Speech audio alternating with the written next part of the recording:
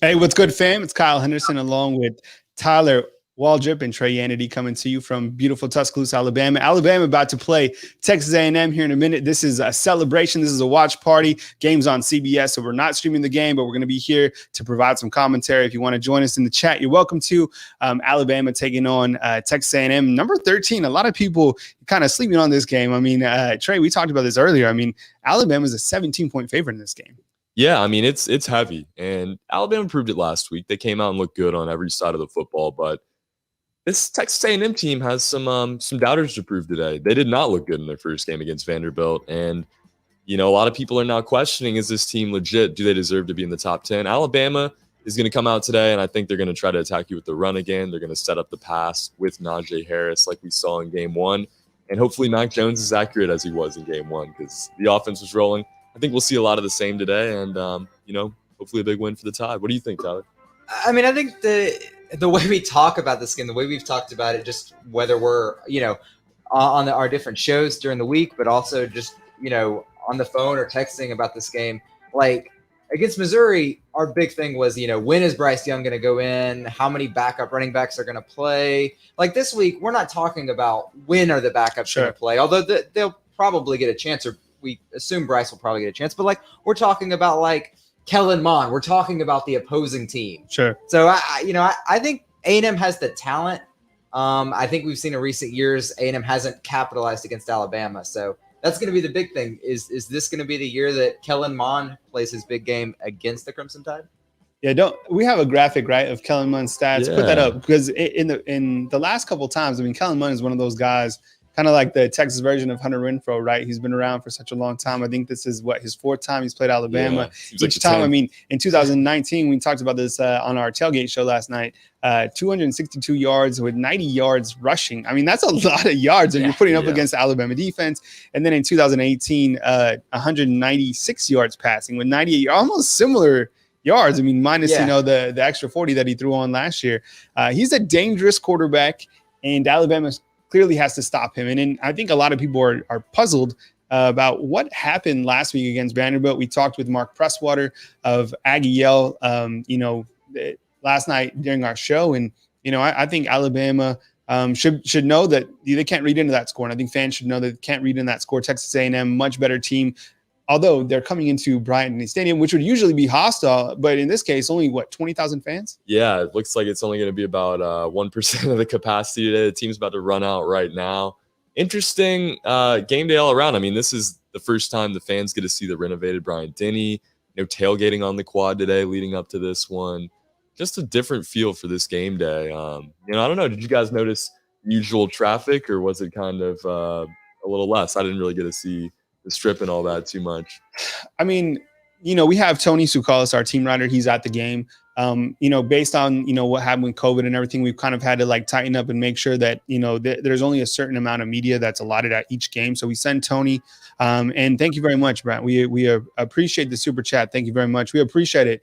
Thank you so much. I got to feed these guys, so all super chats, feeding the young guys coming up, and we appreciate it today on our super chat. So we'll get with Tony. We'll ask him kind of about the game day atmosphere and how it looked, how it was. As you can see right here the game's on CBS, by the way. You don't have to watch us the whole time. Watch the game. We're watching the game with you. It's a celebration for just college football, and that's what we're doing. And so we'll get with Tony and kind of get his feedback on what it was like. But there's no tailgating. So I mean, it sucks because this is when I first moved to Tuscaloosa. The best thing about this place is game day. Nothing like it. I mean, you get one of those late game, atmospheres, or middle of the day, and you see everybody out in the quad. It's really nothing like it. No, it's crazy, and it's just so different. This whole season's going to be a lot different. A great schedule though this year. Exciting home opener today. What do you guys think the over/under for Kellen Mond runs is going to be today? I feel like that's going to be the main attack here for Texas A&M. Or I don't know. I mean, maybe the over/under probably. Let's set it at 65 yards. Yeah. 65 okay. yards? Does that sound fair? That's fair. Yeah, that's fair. I mean, I don't think this should bother Alabama fans, but I think based on what we've seen, I think Kellen Mond can get 65 yards. So I'd take the over there. Wouldn't you think, Kyle? I'm possibly, but I think, you look at Dylan Moses, You look at the way Christian Harris played. You look at the way, the Terminator played. By the way, if you're new, I mean the Terminator is William Anderson, number 31. And let me tell you kind of how this works. So you might just like be joining in. You're like, who the hell are these guys? Like, what are they doing? We're watching the game with you. It's basically like a watch along. We call it a watch party. It's a celebration. We're watching the game with you. So the game is on CBS. It's about to start. Go watch the game. We're here to just provide commentary. We're gonna have stats for you. We're gonna talk about those storylines. So but go watch the game, and we'll be here the whole time. So we'll take commercial breaks when CBS takes commercials as well. We'll come back. We even got sandwiches here from Jimmy John's that we're having, and all super chats appreciated. And then following the show, we'll end this show, and then we'll start a new show, which will be the call-in show. And I'll take your calls, and we'll provide what we learned. And of course, I want to get your observations on this game. It's going to be a great game. Kickoff's about set right here between Alabama and Texas A&M. I thought special teams did a great job last week. It's a walk-on kicker who actually is doing the kickoffs, and some guy that we didn't even really talk about. And here's the opening kickoff of this game, and let's see how this kind of unfolds to open Texas A&M to get the ball to start off week 2 for the Alabama Crimson Tide. Going to be a touchback, and Kellen Mond and his crew will start at the 20. Yeah, nice to see another boomer out of the gate here. This kicking is still, we got to get used to it. It's a little bit different. Reichard there, looking good to open it up. That was I think it's like Chase Allen. He's gotcha. a walk-on. Yeah. Oh, the walk-on. Yeah, that's right. He's a walk-on. Not a lot of people talked about him. Yeah. And now he's like the kicker. He did a great job. I mean, that was a great kick right there. All right, so here we go. We got Kellen Mond coming out.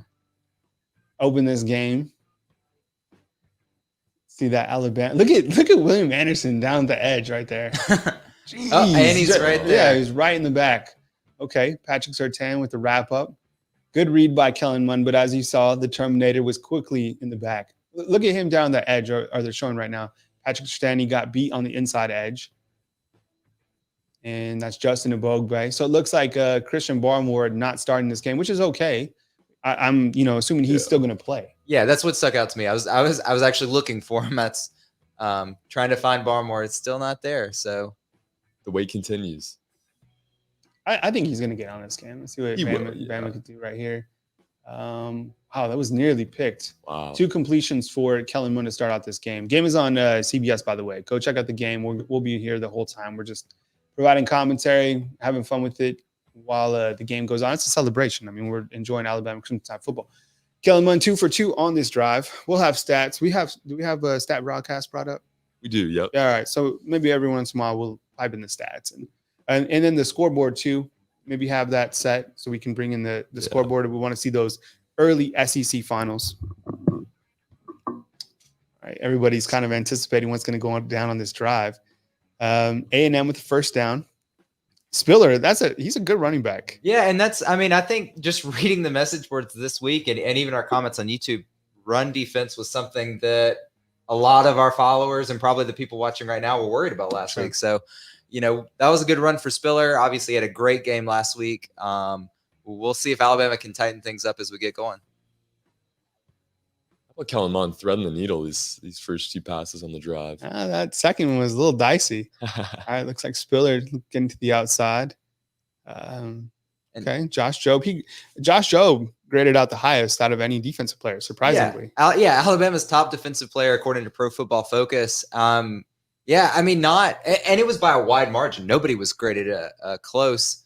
We'll see if he can keep that up today. Texas A&M is going to take those runs. 6 yards on first down. That is not what Alabama needs to allow. And I think that you've seen early on, Texas A&M has had a good game plan to stop William Anderson. You see that they had a pulling guard on him this last sequence, and making sure they're cognizant about where he is. Looks like an early timeout, and probably a good timeout. I mean, Texas A&M moving the football right now, so. We'll take the timeouts with you guys, and I think we have the graphic up, and we'll be back as Alabama and Texas A&M take this first timeout on CBS.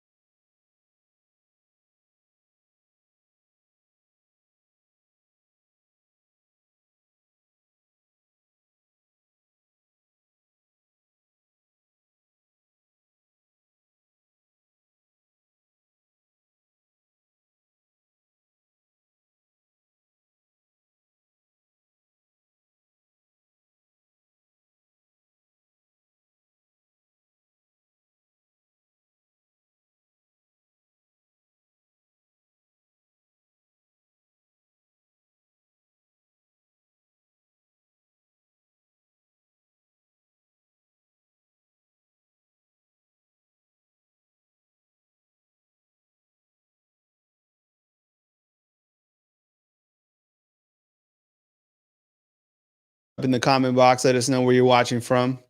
We're watching the game with you. Game is on CBS. Don't feel like you guys have to stick around. This is just a watch party. It's a celebration, celebrating college football. Here with Trey Yanity on your right and Tyler Waldrop on your left. We'll have tons of coverage. And, of course, Tony Tsoukalos is at the game here in Tuscaloosa.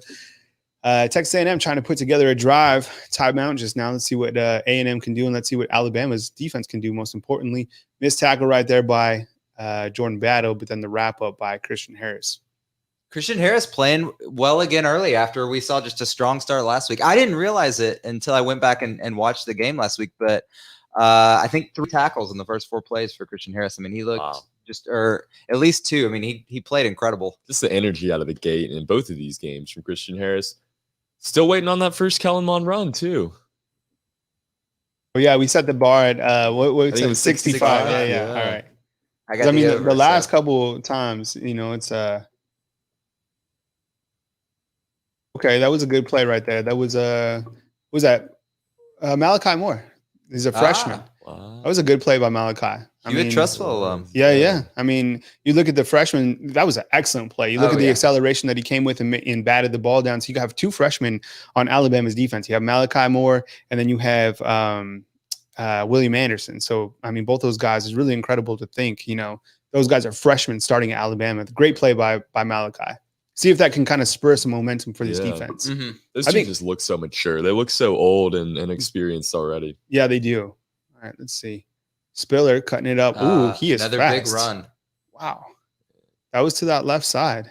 Alabama has Anderson on the other side, but who's the outside linebacker on that other side? Let's take a look at this replay. There's Chris Allen at the top. Yeah. He's going to get buried. Dylan Moses, just a little bit of a grab there, but they're not going to call something like that. No. And then the big hit that was Josh Jobe again. So A&M, they're moving the football quite well. And they're running the football, and I think that's the thing that maybe A&M hasn't been able to do in the past outside of Kellen Mond. Mond 405, 406 on this drive, 30 yards. Okay, he's going to connect to the outside. Looks like he's going to pick up a few yards. Malachi Moore, and it feels like every single play so far this game, it's like William Anderson last time around. So far, this is they have 55 yards on this drive. Mm-hmm. They've definitely been moving the football down. I think A&M, has been effective. It's a 9-play, 55-yard drive. This is going to be a 2nd and 9, what we're watching right here. God, that looks sad with the stands. Yeah, that's what I was going to ask. What do y'all think about the stands? It's terrible. Yeah. It's just so weird. It's so different. And then with the new unis this year, I like the road whites. Okay, that wasn't a good ball by Mond right there. And I mean, Malachi was in good position, but that wasn't a good ball. You get a better quarterback, and it's a 50-50. That didn't give the receiver an opportunity for that. Yeah, I agree with you. A better pass there, and A&M has a great chance of coming down with it. Good. I'm surprised because Moore is a freshman. We've seen freshmen in the past. They might foul the guy, just not knowing where the ball is, just panic. I like that Moore, he knew he was a little bit out of position, but he didn't foul the guy. All right. This is a big 3rd down. As you can see on the screen, 4 of 10 last week, 40% for all your math wizards out there. And let's see what one can do on a crucial 3rd and 9. And, oh, my goodness. Wow. Just another kind of bad pass. That was on Mond. Yeah. Both of those, he made the receiver spin around to the opposite shoulder. Just didn't put it where he needed it. Yep. I mean, but good coverage though. Yeah, good positioning right here by Jobe. He's there to make the play. I think if you have a better quarterback, I mean, maybe both of those passes are completed. Mm-hmm. But in this case, I mean, to Alabama's advantage, Mond doesn't do a good job. So here we are with a field goal attempt. And it is wide left. Wow, how about that? Oh, my goodness. Wow. Okay, so that was a gigantic miss. That was all on Mond. Yeah, Alabama's used to seeing the kicks like that. Wow. It's something about that field goal post down that side, right? Yeah. That one especially, right into the student section, all kinds of chaos going on there. Can't connect. Man. I don't know. Do we even call it the student section anymore? That's weird. Yeah. Okay. So they're taking a commercial. We'll take a commercial. We'll be right back. 0-0 in the first quarter. Huge missed field goal by Texas A&M.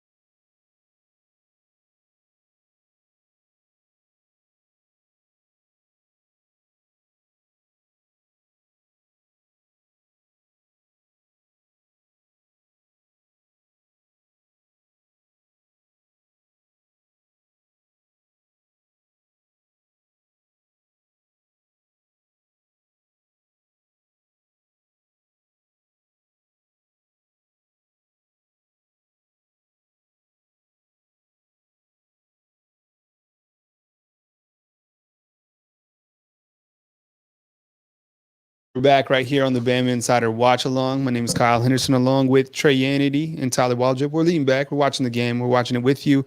Game is on CBS. Current score is 0-0, as you see at the bottom of the screen. All super chats appreciated. Today we're eating Jimmy John's, so we're just enjoying it, watching the game with you. And as you can see, Texas A&M drove down the field. It was a 9-play, 55-yard drive, and it ended with a missed field goal. You cannot have miscues against Alabama. Looks like they're bringing out the stretcher for one of Texas A&M's. Looks like I guess he was he was on that field goal unit. That's too bad. But I mean, you can't have miscues against Alabama and expect to stay in this game. They had opportunities. Kellen Mond, with 2 bad throws. I think Malachi Moore and Josh Jobe were in good position. But I think if you're playing a better wide receiver, you're playing a better quarterback. Those are more like 50-50 balls. In this case, they were more like 10% balls just because the wide receiver couldn't get to them. Oh, geez. Yeah, that's big, number 71 right there. Went down. Yeah, that is not a starting offensive lineman, by the way. He's just in there. I just looked. He's just in there for the special teams unit. But, I mean, tough to – Can we get a no, yeah, especially like that. It looked like that leg just got caught up under there. They're going to take another commercial break. But let's actually go to some scores if we can. So there was some good early games. Got a chance to watch Florida take on South Carolina and get to see a little bit more about Kyle Trask. And if you could zoom in nice and tight on those. Yeah, we'll go SEC only here. Yeah, if you can go to Yahoo if you can. And we had an opportunity to see Tennessee. Tennessee looks good. I don't know if you guys had a chance to watch Tennessee. I think they're good. I mean, they did a good job against Missouri. Now, granted, Missouri doesn't have any offense, and I think when you looked at that line, it was 11.5.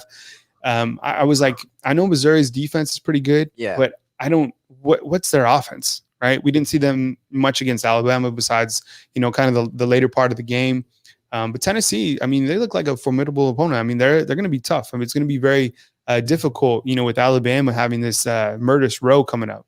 Yeah, I mean, that's what I thought too. When I think back to what Missouri did last week, what stands out to me is the defense. Like Gillespie, the safety. I mean, I'm not thinking about Missouri's offense in any meaningful way other than really anything. There's nothing that stands out to me about Missouri's offense. I think even when Nick was asked about it after the game, he talked about the shifts they do defensively. Yeah, I mean, this Missouri team is going to struggle this year. They might finish last in the conference. They just, like you said, there's no tools. There's no weapons on this team. And I think Tennessee is still kind of trying to figure it out. Jared Garantano is still trying to get better. Jaron Thomas not bad. He's not bad. They're they're coming along. And you know what? What is he, like 5'9"? Yeah, they said he was like 5'9". I mean, yeah. How tall is Bryce Young? Is he like 5'10"? I don't know. I mean, definitely not 6 foot. No way he's 6 foot. So you look at those early scores from the SEC. Florida, number 38, or I'm sorry, number 38, number 3, beating South Carolina 38-24, and then you have Tennessee beating Missouri, almost comparable score to Alabama, and then you look at some later games, Arkansas and Mississippi State. Mike Leach, I think, what is the line on that one? Is 16.5 for Mississippi? 17. I think you could roll with the Pirate, right? That's for y'all, those who watched last night. We have locks of the week, and that's my lock of the week is Mississippi State over Arkansas by 17. Nitro is saying Kyle Pitts will be the SEC Offensive Player of the Year. He is a monster. So last year we played fantasy football on Yahoo, and I had him on he was my tight end. You could play college football. Last year he was unbelievable. Here's Alabama's first offensive series, and Najee Harris just put his shoulder into someone's face mask. Here comes Alabama. Mac Jones. You saw that? You guys see that social media video of Mac Jones walking through the tunnel? Oh yeah, that was awesome. Yeah, they're flexing on him. They're like, you know what? You don't know how good he's going to be. They're hyping it up. He's owning it. I love it. All right, so here he comes. All right. Play action and flag. We're gonna. Is this who's this gonna be on? Because if it's on an offensive lineman, this will be their third false start penalty in 2 games. False start Evan Neal. That's his second one. Yeah, he had one last week as well. Yeah, he had. Yeah, remember, and so did Alex Leatherwood. Okay.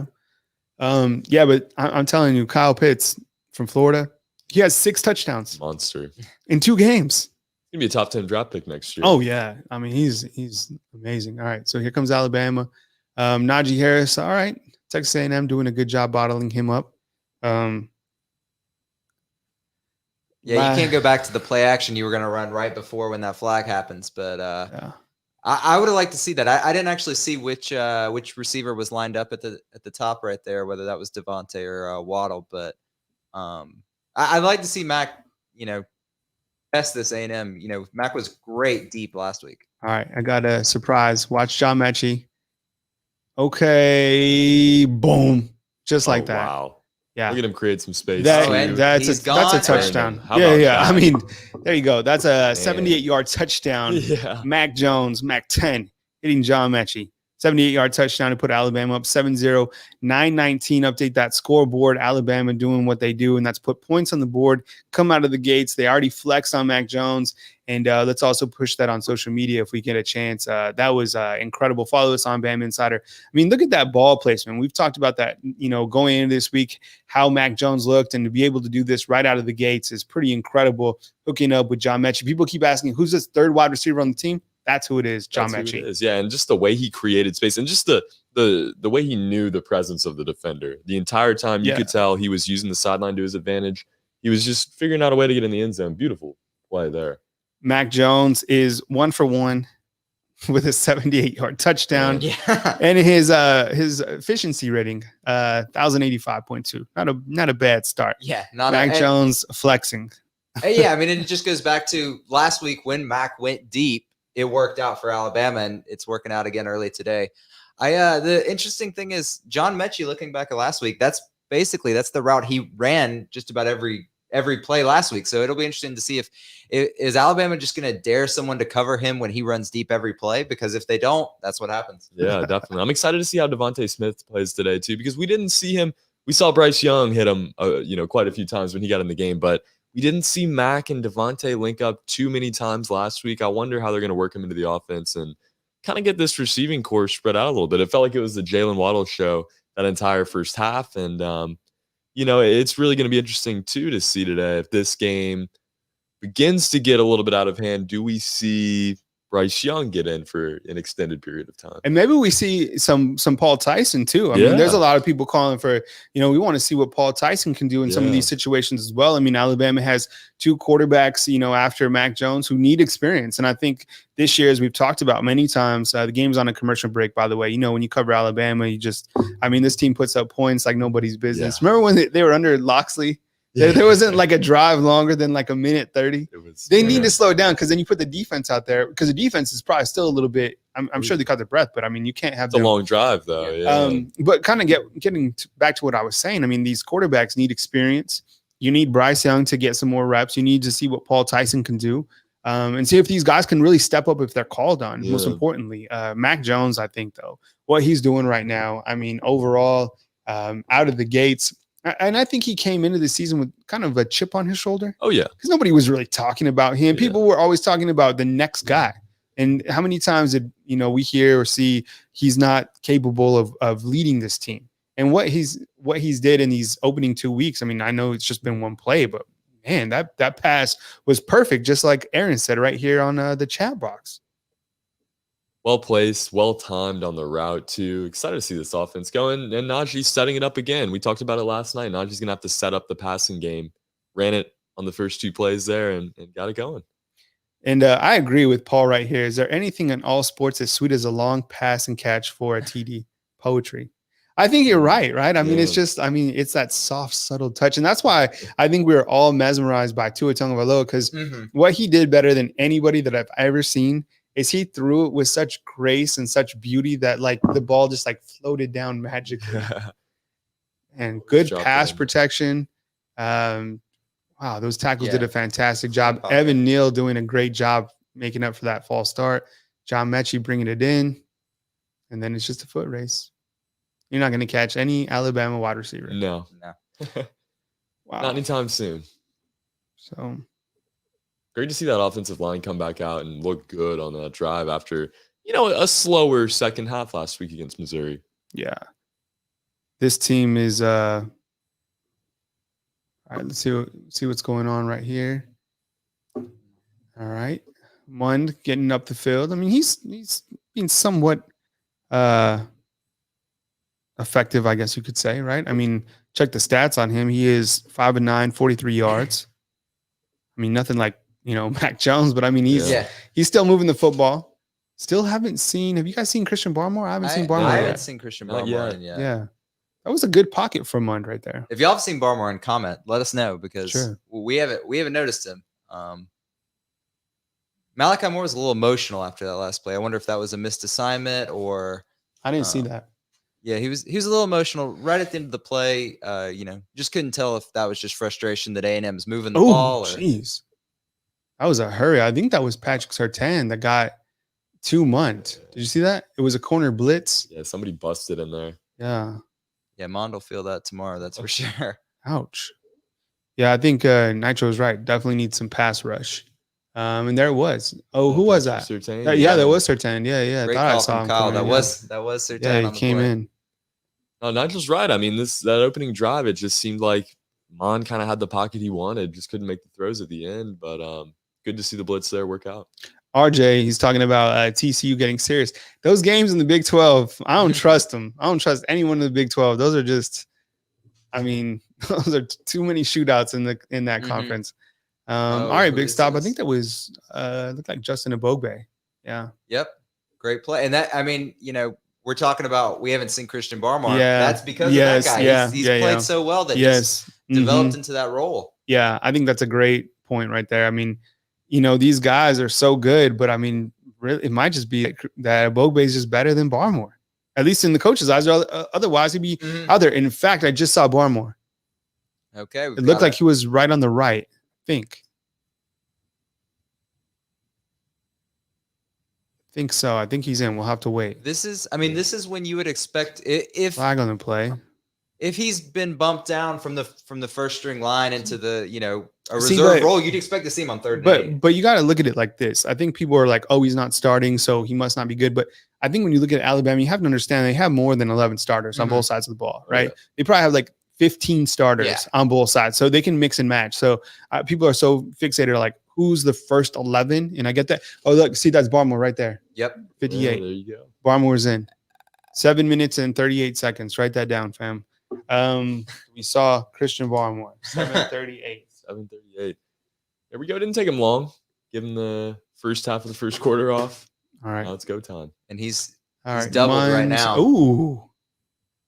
So Who was Barmore that? comes in the D-Wright? game and immediately You're doubled. right. Okay. And a lot of people were critical about him in the last game about his tackling abilities, but as you can see right there, did a good job. And now Texas A&M will punt to the very dangerous Jalen. Oh, or will they? No, there's no way they Yeah, punt to I him. don't think so. I don't They think so. can't. No. It's I mean, I wouldn't. Yeah, I mean, hey guys, game's on CBS. We're watching with you. Go watch the game, enjoy it. We'll be here. We're providing commentary. We're eating Jimmy John's. We're hanging out. It's a watch party. It's a celebration for the college football season. After the game, I'm going to take your calls on the call-in show. We'll have Nick Saban's press conference. So don't, no pressure. You guys stick with us. Don't stick with us. Whatever. It's all good. We love you either way. But we're watching this game, and Alabama currently leading 7-0 in the first quarter, 7 minutes and 22 seconds where we're at. So we'll delay a game. Jimbo Fisher's lost. Hey, there's no excuse for a delay a game. There's no fans there. Yeah. Oh my gosh. Back him up even further. And you look at kind of the miscues that Texas A&M has had early on in this game, right? I mean, look at Jalen Waddle. So exciting. What is going to happen? Last season, 24.4 punt return average, led the nation with 1 touchdown. And here we go. And Waddle catches it. The most electric player. Oh, wow. Oh, he How just about jumped that? out. That was still cool. Yeah. Are you smiling? Yeah, and I mean that's a good return. By the way, Waddle is currently on pace to finish as Alabama's he'll lead Alabama in punt return yards, like average per. Sure. Yeah, he hasn't gotten as many shots as like Javier Arenas, who a lot of Alabama fans will remember, but he averages more yards per return by like 7 yards than Javier Arenas. So if you think back to when Javier was returning those, Jalen Waddle is even better. Sure. Also, Jalen Waddle out of that Houston area, College Station being close to Houston. Timothy just asked, is Barmore playing? Yes, we saw Barmore with 7 minutes and 38 seconds in the first quarter came in. So that was the first time that we've seen him this season. But yes, Christian Barmore is playing this game. Yeah, Nitro saying he got in. Okay, go ahead. Yeah, and I think if he's, and like you said, Kyle, just because Barmore's not in at the start doesn't mean he's no longer a starter. Sure. Alabama's going to rotate defensive linemen in pretty frequently. I expect to see Barmore, especially on those 3rd and longs when they can really rush the passer. Yeah. All right, going right back to Mechie. Good tackle by Texas A&M. Really nice tackle. That's going to force a 3rd down for Alabama. Alabama was really effective on 3rd downs last week against Missouri. I have the stats here, and I love 3rd down conversions. They were 9 of 14 on 3rd down conversions, which is great. Wow. I mean, you want to see that high efficiency. Oh, yeah. I mean, not only is that great, coming into this week, it led the nation in 3rd down. Oh, yeah. I'm not surprised. I mean, that's championship winning football, right? Being able to get to the quarterback on defense, 3rd down conversions. And this is big right here for Alabama. See, do a good job picking the blitz up. Mac Jones clean. Oh, wow. And Falling down the Mechie defender. again. Look at Mechie. The flex at Jeez. the end. How about it? Mechie. Wow. Have yourself a game, Mechie. You got to imagine the 3rd down conversion number isn't going to retain itself all year like that. This percentage right now is crazy. But, I mean, if they keep running plays like this, they're not afraid to go after it on 3rd down. Wow. That's what's been so great about this. And the defender fell down. Can't even keep up with Mechie. Ooh. Jeez. Look at Najee. Whoa. You don't have to tell me to look at Najee. Yeah. Kyle. All right, I'm zoned in on So is Mechie, he had that 78-yard reception. Yeah. And then Stat Broadcast hasn't updated it. He should be over 100 yards, right? Yeah, he easily should be over. I would guess he's probably at 110, 120.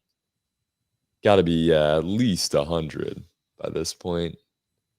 Yeah. Still waiting on that from Stat Broadcast. I mean, you got to bring, we need to do the math on that. But I mean, John Mechie, have yourself a game, right? I mean, completely balling out. Look, he's behind the defender, goes up, gets the ball, high points of football. And that's what you want to see from your receivers, your young receivers out there who are playing catch with dad. Go up and get the football at the highest point. Mac Jones with the pump fake, those are the outside Miller Forrestal. What do you do right there? What did I just tell you? What a high stat. point the football. Man. High point the football. It means you catch it at the highest point, right? So Miller Forrestal doing his, look at Mac Jones, man. He's like 4 for 4, 126. And his rating went down from 1,085 to 444. So So Mechie's Who's down on the pass, sideline right here? Another Texas A&M player. Man, Mechie should be, I believe he's at 113. I'm doing the math in my head, so not a math guy. That wasn't my subject in college, if that's wrong. But I think he's at about 113 yards. why hasn't it updated? It's got it under the wrong guy. It's got Christian Harris with 36 yards. Yeah. 36 What yards, the? so- Yeah, No. probably not. Yeah, can we get a total on Mechie on his yards? Let's see. Unofficially, what are you saying? It's going to be 114, I believe. Mechie has 114. Okay. Three receptions. I forgot to count that screen, but yeah. So 114. I mean, that's not a bad day at work, right? And considering the fact that we didn't see a lot of him last time. We're going to take a commercial break real quick. CBS is on commercial. We'll be right back. This is a watch party. This is a celebration. And after the celebration, it's the post-game reaction and call-in show where we take your calls. We're going to wrap it up with you guys right here on BamaInsider.com. Be back in just a second.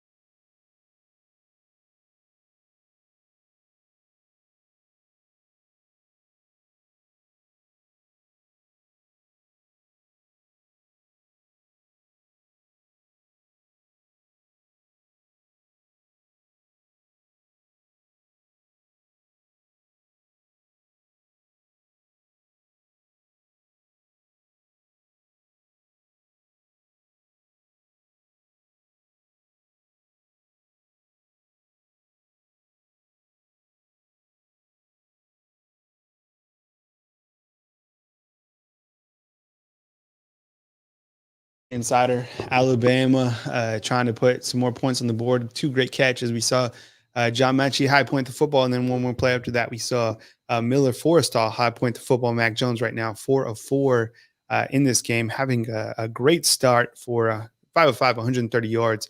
Connects to the outside, and Jalen Waddle shakes off a defender. Oh, man. And good start to this. And Mac Jones really on fire. Najee Harris 3 carries, 7 yards. You have John Mechie, who has over 100 yards already on 3 receptions and a touchdown, including a 78-yard touchdown on the opening drive for Alabama Crimson Tide. Crimson Tide lead at 7-0, 7-12 left in the first quarter. And Alabama is facing a 2nd and 6 right here from just about the 10-yard line, punching it in. Oh, that's a weird motion. Najee got a little crossed up there, it looked like. All right. Waddle in the back. Oh, sure. Waddle's getting the ball. So right, just outside. Man, he just sneaks right through defenders. But I think what I'm liking from the way that they used Jalen Waddle is they're being creative, right? Getting him the football, out of the backfield, screens, little dump offs. I think that you have to do that with a player like him. And isn't that the scary thing? Not only this about Mac and Waddle, though. Waddle doesn't even need space. He can catch it behind the line of scrimmage with the defender in his right there, and he's gonna juke the guy out, and he's gonna get 2 or 3 yards on that play. And he can also burn people deep. Waddle's versatility and Mac Jones' ability to get him the ball in all those situations is gonna be deadly this year. All right, and got a touchdown right there by Najee Harris. This is 4th touchdown of the season, right? Yeah, four touchdowns. 4 touchdowns in 2 games. I mean, he's just crushed right through. Good blocking scheme by the offense in Alabama, already up 14-0. That was a 7-play, 66-yard drive, 3 minutes and 14 seconds. Alabama 3 points away from covering that. What was the line? 17? I 18? believe 17 and a half. Yeah, I mean, 17. Alabama right now. Campaign is looking good for Yeah, Najee. yeah. There it is. The campaign continues. I mean, they're just crushing it. Wow. Big drive for Alabama. That's a drive that's probably a little bit humiliating for the defense for Texas A&M because, they just the big plays through the air. You can't stop Najee Harris in the goal line. You're not going to do that anyways. Look at Deontay Brown. You imagine running behind Deontay Brown I mean, that sounds like fun, right? Yeah. They're going to take a commercial. We're going to take a commercial as well. Alabama now up 14-0 in the first quarter. Tide is already rolling. A beautiful day in Tuscaloosa. Opener at Bryant-Denny Stadium. We'll catch you in just a minute.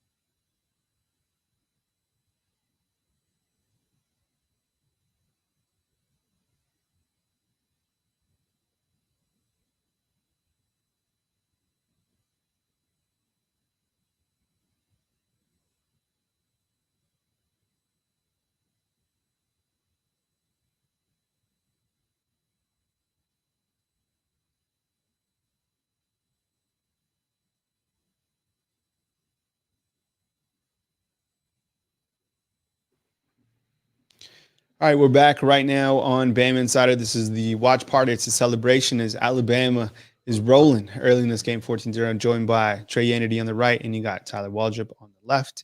Coming to you from Tuscaloosa, Alabama, and, Crimson Tide doing their thing early on. Complete, really, domination. I think Texas A&M has moved the ball a little bit, but, obviously no points on the board. They missed a big field goal. Yeah, and I think that this defensive line is starting to penetrate a little bit. Drive one, they couldn't get to Mon too much, but that last drive, you could really see some pressure. All right, let's see what they can do right here. Kellen Mond kind of forced to run a little bit. I'm still trying to see if we saw Christian Barmore. There was Phil Mathis I saw in there, Justin Ebogbe. And I think what you're going to see from this defensive line is a lot of guys kind of mixing and matching. Alabama just doesn't have 11 starters. They don't just have 3 defensive linemen. They have a lot of guys that they can rotate. So I'm watching for Christian Barmore. Yeah, he did play a couple snaps early on. Right now, it looks like Phil Mathis and Justin Ebogbe and DJ Dell out there, which is great. Man, it's weird to see all those people with like the masks on, right? It's just something that you're not accustomed to seeing at a football game. Texas A&M trying to get something going up the middle, stuffed up. It's gonna be tough to. Alabama over the years has done such a great job stopping the run. Right now, Texas A&M only has 34 yards rushing to start out this game. Yeah, and I think the thing that's surprising to me is that A&M chose to kind of go between the tackles there. A&M's had so much success kind of stretching the field on Alabama, making these outside linebackers or even corners kind of challenge them outside on the perimeter. Spiller's had great success there. So kind of surprising to see them go away from that. 14-0. The game's on CBS. So you don't have to stay here. We're just watching the game with you. Go check it out. Good game. Alabama's defense trying to stop Kellen Mond and company. Good play right there. That is going to be by Daniel Wright again, but it looks like there's a penalty on the play.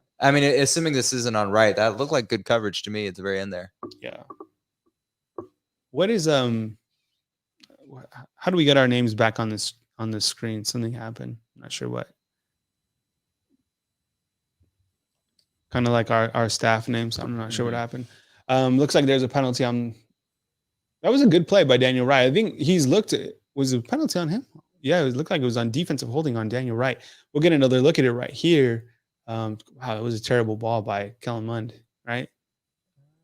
Where's the defense? Did he maybe get his jersey on the backside? I don't know. That's, he might have. Okay, no big deal. 1st and 10 for Texas A&M. I think they have 2 penalties. It says the second most penalized team in the SEC. That's not good. Wow. And Kellen Mond. There he goes. He's going to take it himself. How many yards does he have rushing right now? Mond rushing yards. Looks like he's at 10. Not a lot of rushing we're seeing out of Kellen Mond early. Man, that was a lot of injuries last year. Knock on wood. This team is relatively healthy. I think the only injury that you really have is Ronald Williams, who's the junior college corner who's out with a fractured arm, and even that's not that serious. He'll be back at some point this season. It's been a nice surprise this offseason to not have any really big injuries. See, that's the thing. It was key There's players. Barmore. Yep. Getting pumped. Yeah, he had a tackle. That was kind of a tackle, I think. Looked like he ran over him more than he tackled him. Right? Let's see what happened right here. Oh yeah, he does. He does grab him. I would give him that tackle. Yeah. Christian Barmore, count him a tackle. I just saw at the end. I thought he just plowed over. Yeah, it looked like he just kind of dived on the pile. 1 minute and 37 seconds. I know that's what people are going to talk about, so I'm going to mark him down as his first tackle. Biggest takeaways so far, I mean, just the play of Mac Jones. I mean, what he's been able to do and how effective he is getting the football. Where is the defense right there? Daniel Wright, you got to hit him. Yeah, you got to get him out. Like, looks like Daniel Wright kind of looked back like, that's not my fault before he finished the tackle. I think with Alabama too, like the biggest, thing I see if I'm an offensive coordinator is that you can always get the ball out to the flats to the receivers, right? Did he step out? No, it looks like he's in. What? Yeah, and that was a weird play because Daniel Wright is they're gonna give him the touchdown. That's a 47-yard touchdown. It's a 5-play, 75-yard score. And that's on Daniel Wright. Daniel Wright has got to hit him. You cannot push him out of bounds. Nick Saban not happy about that. 5 plays, 75 yards. It was a 47-yard touchdown. That's on D Wright right there. You got to get him out. And Texas A&M right back in this game, 14-7, 21 total points in this quarter. And yeah, I mean, he had the ability to hit him, right? Yeah. Oh yeah. I mean, he's in perfect position to make that play. It looks like he's on the line, just gives him a little shove, and I mean Smith just shrugs it off and heads for the end zone. This guy's number 0? Yeah. What? Come on, he can't be number 0. I kind of like it. Maybe not. No, the double I like 0. it for like basketball. You know, like the double. Yeah. But I mean, it's I don't know. Okay, well that was a touchdown. I mean that was clearly the defense's fault. They should have, that play was on D Wright, and what are you gonna do? You got to come back and give the ball to Mac Jones. And if we can flash some stats from Mac Jones on the screen, I mean, 5 of 5, 130 yards with 1 touchdown. The rating that he has, 384, which is pretty incredible.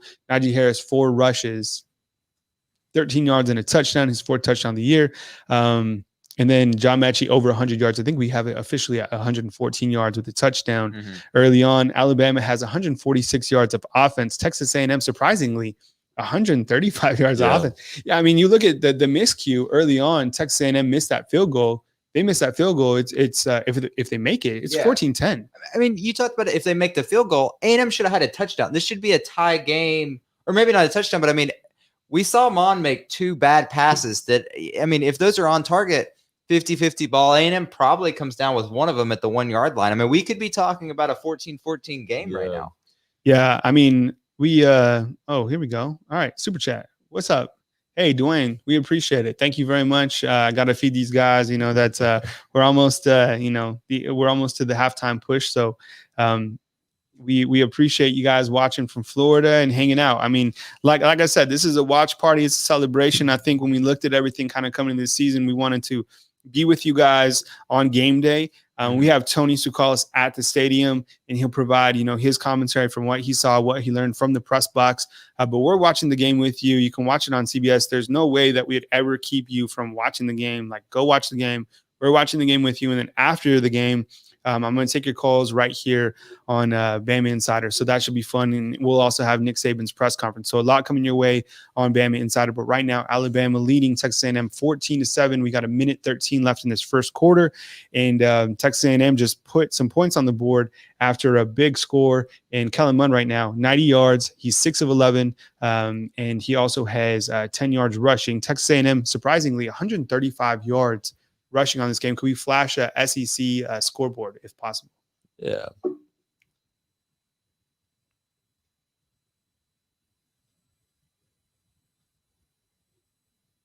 think we got it on here. There was some earlier games. I thought Tennessee looked good. Okay, let's get Dwayne's generous super chat off there. John Mechie, as you can see on the screen, 3 receptions, 114 yards, and here comes Mac Jones connecting with Devontae Smith, his first reception of the game, tiptoeing for like 15 yards. And I mean, that's his 9th reception of the year, right? I mean, if Alabama doesn't even have to look Devontae Smith's way until their third drive, like how scary is this offense? Oh, it's terrifying. Yeah. I mean, just the way you can use him as a decoy, even because, you know, every team you play knows that this is one of the best, if not the best receiver in the country. The fact that that's his first target, that's insane. Yeah, I mean, there's no way that he's going to have the type of season that he had last year. I mean, almost 1,300 yards last year. There's just too many weapons on this team. And Jalen Waddle with a nice catch. Jeez. Mac Jones, you guys want to hear the stats for Mac Jones? Yeah, let's hear it. 7 of 7. Man. 173 yards. Everyone's talking about the camp. We might have another player to add to the campaign, guys. We've been talking about Jalen Waddle. We've been talking about Najee Harris. Okay, it's a quarterback award. I don't know. Mac Jones coming out, guns blazing. There it is on the screen. They're even impressed. CBS, they're like, did you hear Kyle Henderson? So 7 of 7 to start off the game for 173 yards. And just as we talked about it, that was probably a good decision. I mean, what are you going to do? You got to eat it. You got to eat it sometimes. I mean, his efficiency rating is fantastic. This guy, he's so experienced. Yes, his first official incompletion, but like Kyle said, good play. You don't want him to try to force one, especially in the backfield. So yeah, I mean that those are going to happen. All right, let's see where we can go from here. It is a 3rd and 10. Sorry, 2nd and 10 from what we're watching right here. Mac Jones just orchestrating this offense. And you got, is that B-Rob? B-Rob's in. Wow. B-Rob got tackled by like 15 guys. Man. Yeah. Gonna get just back to line of scrimmage. Yeah, I think the last play was actually designed to go to B-Rob as well. He was the underneath guy that Mac Jones was looking at when he buried it in the ground. So come saving his mask. A lot of interest in that mask has popped up over the last week. Since Why doesn't he wear what the Chiefs coach is wearing? It's kind of like that shield. The shield, yeah. I think if I was a coach, I'd be going for the shield. The shield is nice, but it falls. Thank you so much for the super chat. We really appreciate it. Thank you for joining us.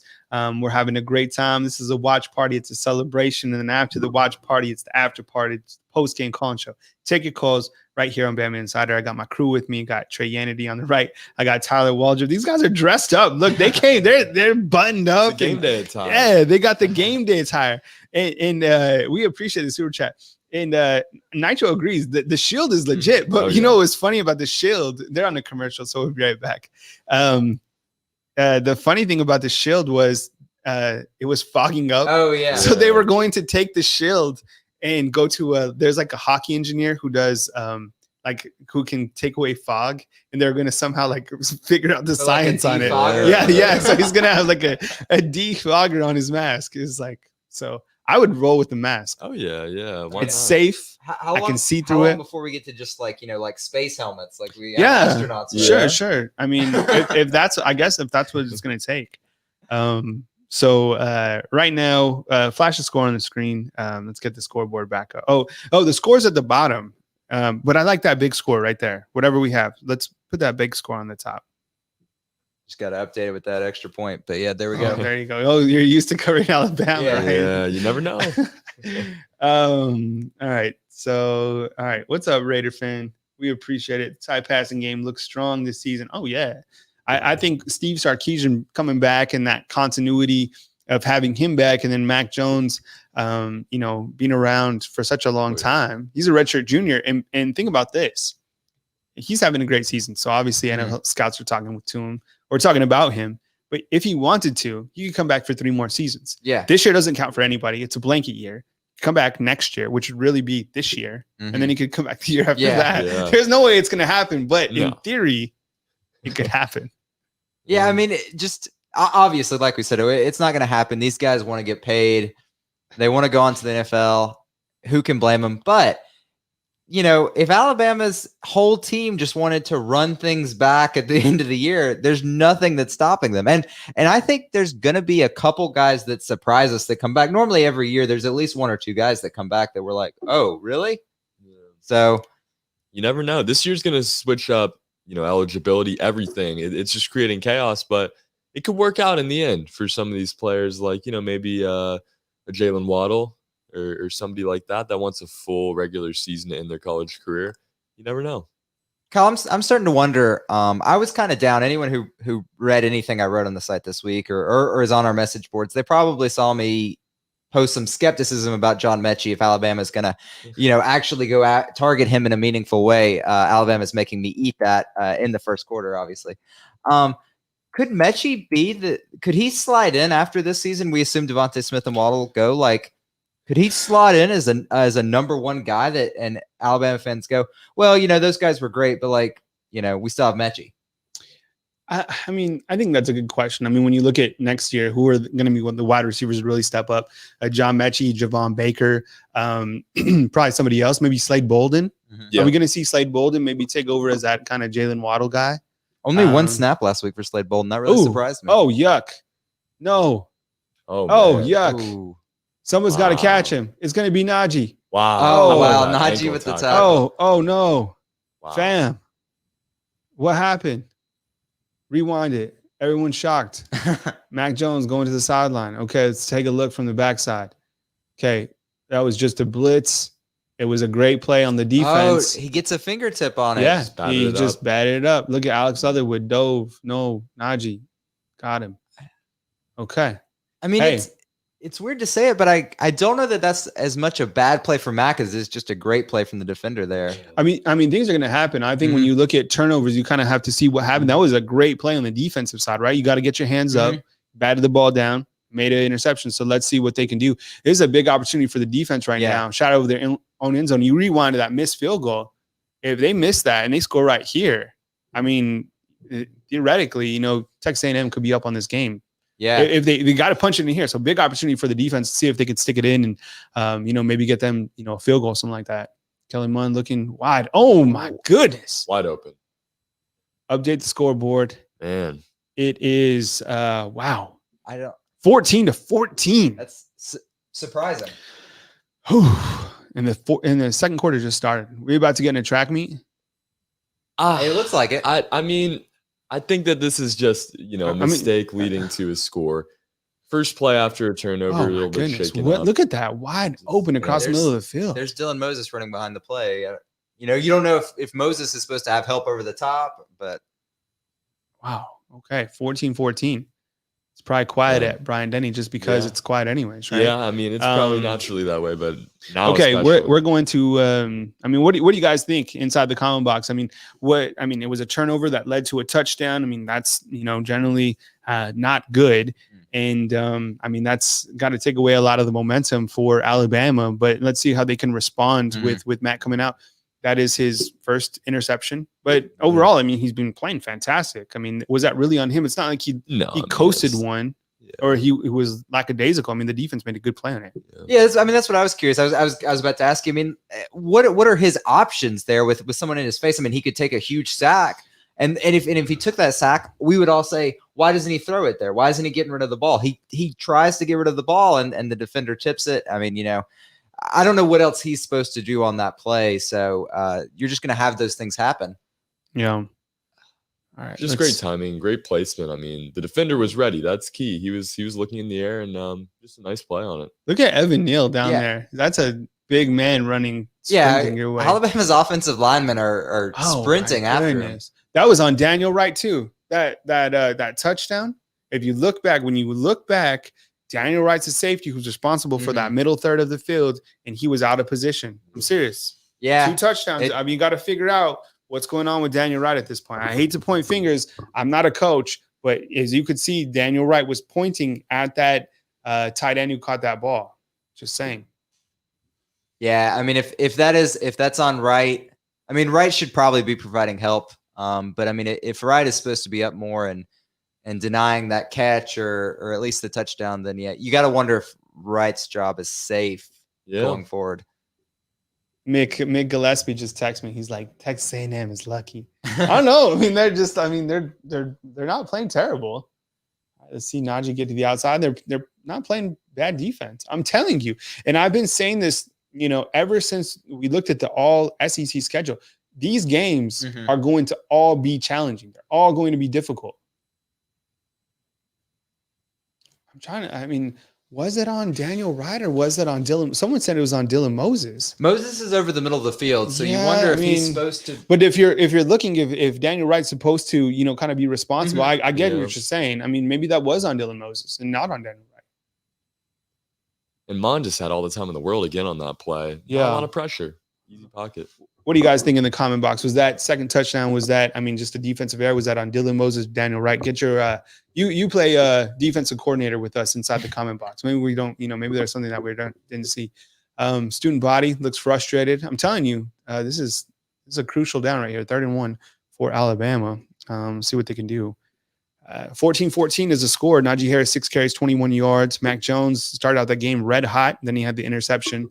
It was kind of a weird interception. It was a tipped ball that was caught, and then A&M throws a touchdown to Kellen Mond. So, that was pressured again. Pressure on these guys. Wow. Mac Jones with some grass Yeah. in his some turf in the old face mask. Man. Let's see where that pressure came from. It was coming from that was a running back, right? Who released, able to get to the quarterback, and drives him into the ground. Yeah. Ouch. Took a big hit. That's how that grass gets in that helmet. Yeah. Yeah, his whole face was implanted. So Alabama's going to punt. This is getting interesting. Here's the punt, and that is going to be, was that Sam Johnson? Sam Johnson again. He's still punting. That wasn't the most overwhelming punt. So Texas A&M will get the ball. We're going to take a quick break, and we'll come back. And 14-14, fam. Stay with us. This is getting interesting already in the second quarter. The Bama Insider. This is the watch party.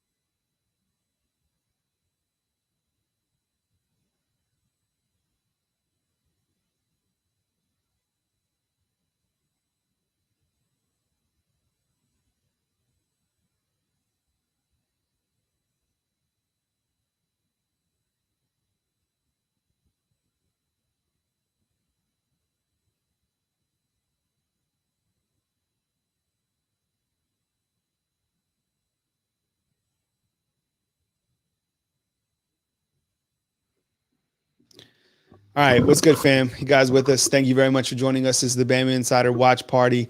It's a celebration. Looks like this guy's switching numbers to try to have some sort of trickery. Look, he had 2 jerseys on. Have you seen that before? Yeah, they do that sometimes with guys who play special teams.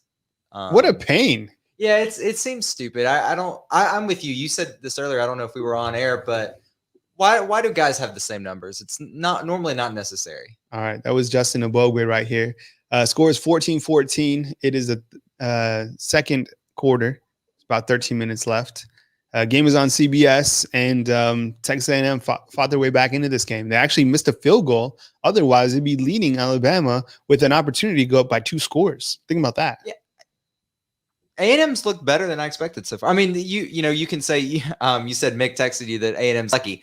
You can say that's a little bit luck, a little bit, just a really good play and good timing. But like, I don't think we expected this to be this close right now. Sure. Yeah. I mean, it's a big opportunity for the defense right here. You got to get a stop. You got to, get back control of the game. Someone said that on the comment box. You got to get the control, right? Because I think, Alabama had that momentum. Clearly, they don't have that momentum right now. Yeah, I mean, if you think about it, they only scored 17 points last week against Vanderbilt. Already 14 today, and we still have a lot of time left in the second quarter. A lot of time. Yeah. I mean, 28 points already combined in the second quarter. What was the over-under? What was the point total in this game? Do we know? Was it like set up? It was like mid 50s? Yeah, I would assume it was probably in the 50s. All right. So looks like Alabama trying to settle in. It's a big opportunity for the defense, and Munn throws it away. Okay, so looks like Texas A&M is going to punt away, and Alabama is going to get another opportunity to get the offense back on the field. Really important series for Alabama right there. Yeah. I mean, huge to get the ball back. I think you said, someone commented, you want to get control back of the game. A&M is tied and has the chance to take the lead on that drive. So absolutely. I mean, you want to be able to set the pace. Yeah, certainly. And, just the way you got back into this game, it was quick. It didn't take your offense, really any plays at all. A rested offense there. You kind of want to see them wear down that Bama defense if you're Texas A&M. They didn't. And you hopefully see Bama take advantage of that here with 11:48 to go. You wonder how they're going to manage this amount of time. Oh.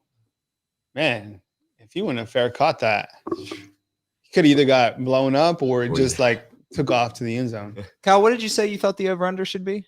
It's like 55, 56. Yeah, I think the first time, I think you had it right. I think earlier it's exactly 54. So I think this game is going to hit that, certainly. Yeah.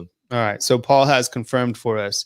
Wright had zero to do with that. Second TD was all Moses. So Gotcha. All right. So you guys got this. Daniel Rod in that first touchdown, and then it was all Dylan Moses, like you said, Tyler. Okay, good stuff. Thanks, Paul. Appreciate you guys playing defensive coordinator on BamaInsider.com. So we got it's 14-14. SEC scores at the bottom of your screen. Is there any update on that Ole Miss Kentucky? Make sure that's fresh. That's an interesting one for me. You got, Lane Kiffin taking on Kentucky and Auburn. That was an interesting game. Had a weird vibe to it. And then, of course, tonight, hey, in the comment box, fam, who do you guys think wins tonight? Auburn, Georgia. What do you guys? Did you trade it? You took Auburn. I took right? Auburn to maybe not win the game, but at least cover. They're a 7.5 point underdog, I believe. So yeah, I mean, that's just a little too much for such a close game, and we don't really know what we're gonna get out of Georgia yet either. What about you, Tyler? I think Auburn. I don't know where either of these teams are, especially Georgia playing Arkansas. I don't take a lot out of that game, but I think Auburn wins. That's who I'd pick at this point. I think when you look at a game like this, I mean, too bad it's not under a big time atmosphere at Sanford Stadium, right? I mean, primetime game like that under the lights. I mean, that's another electric stadium. I thought when Bryant-Denny added their lights, that was the best place in the country, right? At a nighttime game. And too bad, you can't have that tonight. I'm sure they're going to try to emulate that, but without the fans, I mean, you're not going to have that. Yeah. No, not at all. I think it's going to be a great game. I mean, it's an early season big time test for both of those teams. You imagine week 2, you're like, oh, we got Georgia. Oh, we got Auburn. I mean, the winner of that game is probably going to be widely considered to be potentially the second best team in the conference. I mean, I think a lot of people would still point to Alabama. So, we have to see how this one goes, but you'd have to think that winner of Auburn, Georgia is going to be considered at least a top 2 team in the conference. Look, here's Mike Jones working out right by the lake, right? Getting some work in the Navy training in. Yeah.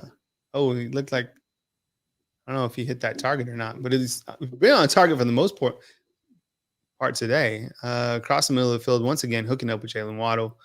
Overall stats in the game, I mean, he's been fantastic. That was a weird interception. It seems like, he sometimes has weird interceptions or things just happen. But I mean, on the game, 9-12, 210 yards, 1 touchdown, 1 interception. It's only the second quarter. I mean, he's on pace for, well over 400 yards in this game. And I mean, as the title of this game is, or if it is, he's going to, continue to throw the football. And he's having great pass protection for the most part.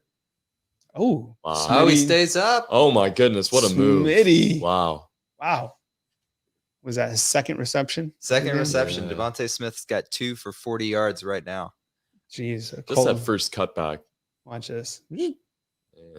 Separation. Gets upfield. Hits the brakes. Guy can't catch him. Give the ball to Najee Harris. Yeah, okay. And Alabama's offense now starting to get that momentum back, right? Is there any receiver in the country that is probably more underappreciated than Devontae Smith? I mean, we talk so much about Jalen Waddle, and for good reason. Devontae Smith led the team in yards, I think receptions and touchdowns last year, even with Judy and Ruggs on board. And Devontae Smith was always kind of the afterthought. He was the third guy mentioned. He's the second guy mentioned this year. I mean, he's just not as flashy, you know. He's not, doesn't have the Judy hands necessarily, doesn't have the Ruggs speed, but overall. But he's such a complete wide receiver. Like he always I mean, maybe he's, you know, he just comes through. Oh, and if you've watched any of his interviews, I mean, he's just the most humble dude. He is. He got I'll never forget, like he caught the national title, you know, against Georgia. And then we talked to him. He's like, oh, I just want to talk about, you know, the next season. Yeah. We're like, you don't want to like talk about the greatest college football player of all time? Like, unbelievable. All right. So Alabama rolling on this drive, see what they can do. So far, 6 plays, 64 yards, 14-14, just under 11 minutes. And it looks like. Oh, wow. Najee going up and getting it. Talk Najee. about high pointing right there, Kyle, man. I'm telling you. That was a big time throw right there. That's beautiful. Only where Najee could get it. Yeah. Doing such a great job. Look, love that. That's just a wheel route to the outside, high pointing the football, 3 defenders around him. You know, most running backs, when you see them get, you know, when they're targeted, they're more of, you know, they take dump offs in the backfield, screens in the flats. Najee goes out there, and it's a wheel route, a traditional running back route, but he high points the ball like that. Najee plays like a receiver when he's out there. He has great hands. There's no question. Here he is. Guess what? Got to think touchdown. Yeah. Wow. You see Emil Ekiyor out there, Never Landon out Dickerson. I mean, these guys just booming their way again. So Alabama with a 7-play, 66-yard drive, 2 minutes and 34 seconds. Alabama now leads Texas A&M 21-14. Takes that lead back. It was a very important drive. We saw a lot of production from Mac Jones on that particular drive. Thought he, you know, handled it really well.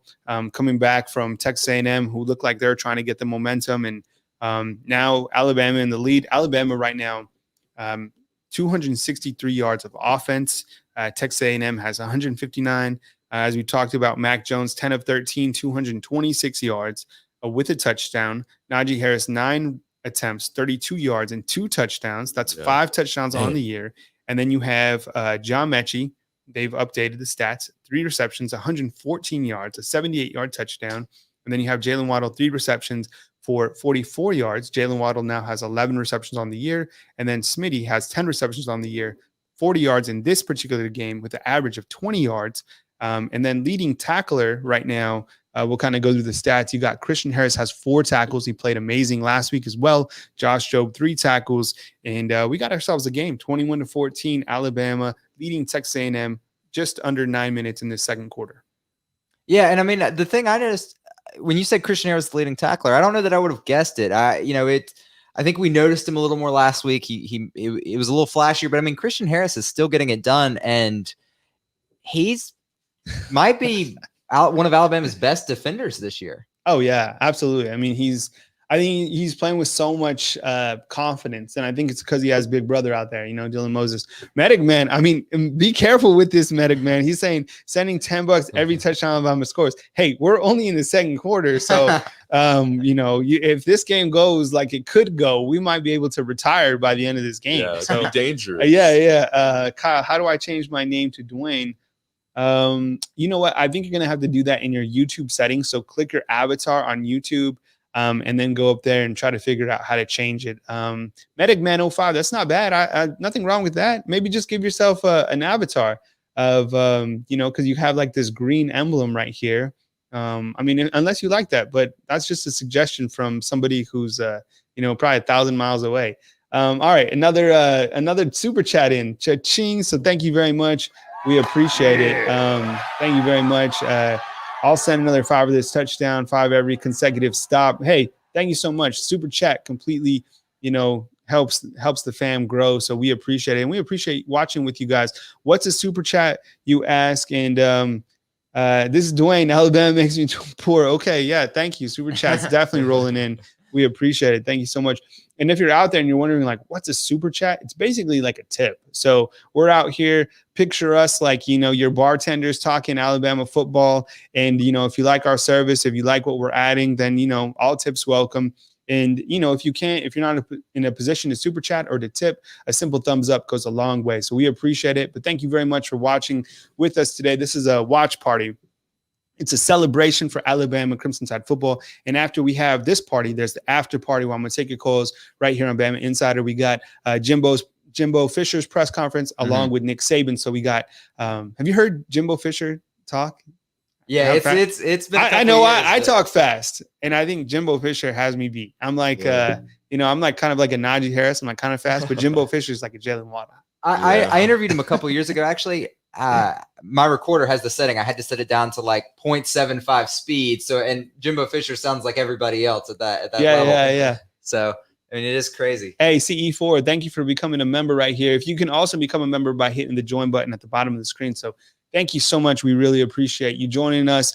We're watching the game with you, and it's a good one so far. Alabama 21, Texas A&M 14, and we appreciate all the super chats. And if you guys become a member, so thank you very much. We really appreciate it. This is a good one. Just under 9 minutes, and I told everybody that these games are going to be challenging going on. Bombs, what's up? Bombs dropping bombs, of course.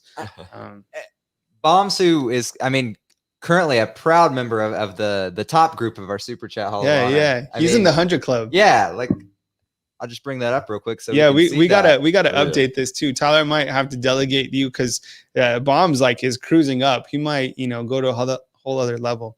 A little out of date, but you can see that Bombs is dropping bombs. Yeah, exactly. All right. So just as Kevin said, Christian Barmore on the field. We've had a chance to see him several times. He first got in the game at the 7-minute and 38-second mark in the first quarter, and then he had a tackle with 1 minute and 32. So a lot of people asking about Christian Barmore in this particular game. He's doing a great job. So big opportunity right now for the defense trying to get a stop is Texas A&M driving right now in the second quarter. Let's see what they can do. Kellen Mond, he can get the job done. Let's see what he can do. But right over the middle. Yeah, I think he's effective. I think we've had the complete Kellen Mond experience today. We've seen those bad passes towards the sideline that he's holding the team back, and then we see those other plays where he's the reason that A&M is able to score and stay in the game. So Mond is just inconsistent, and this is year 4, and I think that's just who he is. I think he's capable of greatness, but he can't sustain it. Yeah, he is, and I think he's just beginning to rush these throws a little bit. Some of these throws, he just can't handle the pressure. When he's out of the pocket, he's been able to make the throws today. All right, let's see that. LeBron Ray there. Yeah, but he was able to step up. That's a problem, trying to stop a quarterback who can move around. But I think for the most part, the defense has done a good job. I think we have to look over. Yeah, this is a great analogy right here. One is a poor man, Jalen Hurts. Is that fair? Yeah, maybe. Yeah, that's not as fast. Yeah, but I guess that's the poor man's aspect. Just can't throw it as far, not as fast, but very similar style. Yeah. All right, we're moving right through. This is where are we at right here? So we got Kellen Mond trying to march Texas A&M down the field, 21-14, 7 minutes 40 seconds on our screen. Unable to get something away. Looks like that was completed. It's not gonna looks like there's a flag on the play. And Chris Allen getting in there making some noise. I wonder if he was held. Looks like that's what they're gonna rule against A&M here. So Trey, you may be onto something with that. Yeah. So Kellen Mond right now in the game for Texas A&M, 8 of 16, 117 yards with 2 touchdowns. Of course, his longest was that 57-yard touchdown that he dumped out earlier in the game. Looks like that hold was on Texas A&M. Yeah, he did get him. Yeah. I guess. Yeah. Really good job, Trey, to notice that. Yeah. Good eyes on that, Trey. Yeah, Chris Allen's been, another one of these guys that is just causing a lot of stress for the quarterback, getting there early. I want to watch more on Chris Allen and kind of see like what he's bringing, because we've talked about Will Anderson so much because he's always in the backfield. But Chris Allen, he's been one of these guys. He's he's the second game starting, and a guy I wanted to see production from. I want to see production from Alabama's pass rush. I think that needed to improve this year. And I don't think Barmore's in on this play. So. It looks like Munn is going to take to the side. Him and Jimbo look like they might be exchanging words. 2nd and 20. That's when I would kind of expect to see Barmore rotate in. Yeah. I think he's probably played like what, less than 5-7 snaps? Yeah, I would say about 5 snaps so far. And actually, if you bring up the official stats, I'm just looking. Yeah, Barmore, we would give Barmore a tackle already. The stat keeper currently not giving Barmore that tackle. It was a weird tackle. He kind of came in. It was a weird tackle, but I mean, he should get half that for sure. So assist. In our notes, we'll give Barmore credit for that. Hey, Brent, thank you for becoming a member right here on YouTube. You can hit the join button at the bottom of the screen. Of course, super chats also welcomed. And we got some good commentary right here on Bama Insider. Remember, after this, we got the Bama Insider call-in show. Take your calls, and we'll have a great time right here on BamaInsider.com. So thank you very much for joining us today. This is the watch party. This is a celebration. I know if you're new to the channel, please hit the subscribe button. That'll make sure that you're notified every single time that we drop a video that is related to the Alabama Crimson Tide. For halftime, we're going to put up a commercial break. We're going to eat our Jimmy John's sandwiches. We're all kind of eyeing the sandwiches that are like in the background. And I'm hungry for some. I think I think people watching, they think when I turn, I'm watching the game, but really I'm watching the sandwich with the game kind of out of the corner of my eye. So yeah, so no, that's what we're doing for halftime. Usually when in like the old world, when we're at the particular games, at Bryant Denny, they have a hot dog. The old world, right? Yeah. This is the new world. They have a hot dog. It's not a hot dog stand. It's a hot dog. No, it's a chili dog buffet. Yeah. And these chili dogs, I'm serious, they're like this, and they're just monstrous. And then you just the chili on them. Mm-hmm. I've seen guys taking 2 or 3 down at halftime. And those guys taking 2 or 3 down at halftime also ate the meal before the game too. Oh yeah, there's a pregame meal too. Yeah. And you ever wonder why sports writers put on weight towards October, November? A lot of that's the meals on Saturday. Yeah. I'm trying to think of the press conference meals in the past that I had that were memorable. Baton Rouge had some really good food, to be honest. At Death Valley, that was a cool stadium. Okay, so 21-14. This is 2nd and 20, at least on our screen. Jarvis has a score alert for us, and TCU beats Texas. Are you surprised, Jarvis? I'm not. I mean, come on, it's Texas. I mean, it's Oklahoma lost, Texas lost, the Big 12. I mean, throw everything out the window about the Big 12. Kyle, I thought Texas was back. Right? Every single year we hear that. You never know. You never know. They beat Oklahoma next week. They could keep it rolling. It's not over yet. I know. And then you have the Pac-12 and the 5 games that they're going to play or whatever. And what are they? They're playing 6 games, I think, right? Yeah. Yeah. And are they going to be in contention for the playoffs? Apparently. I guess if that's going to be so weird, right? Like if Oregon's going to be 6-0 and they're going to like be banging on the playoff door. Mm-hmm. How can they? This is a gauntlet. The SEC, a 10-game schedule. Even if a team is Jimbo taking another timeout? I mean, why are they so lost? You got to take it in this, but you got to wonder why they keep needing to take those. I mean, there's still 6.5 minutes left in this second. Wow. If Alabama gets the ball back, they can just sit on the ball as much as they want. There's nothing A&M can do about it.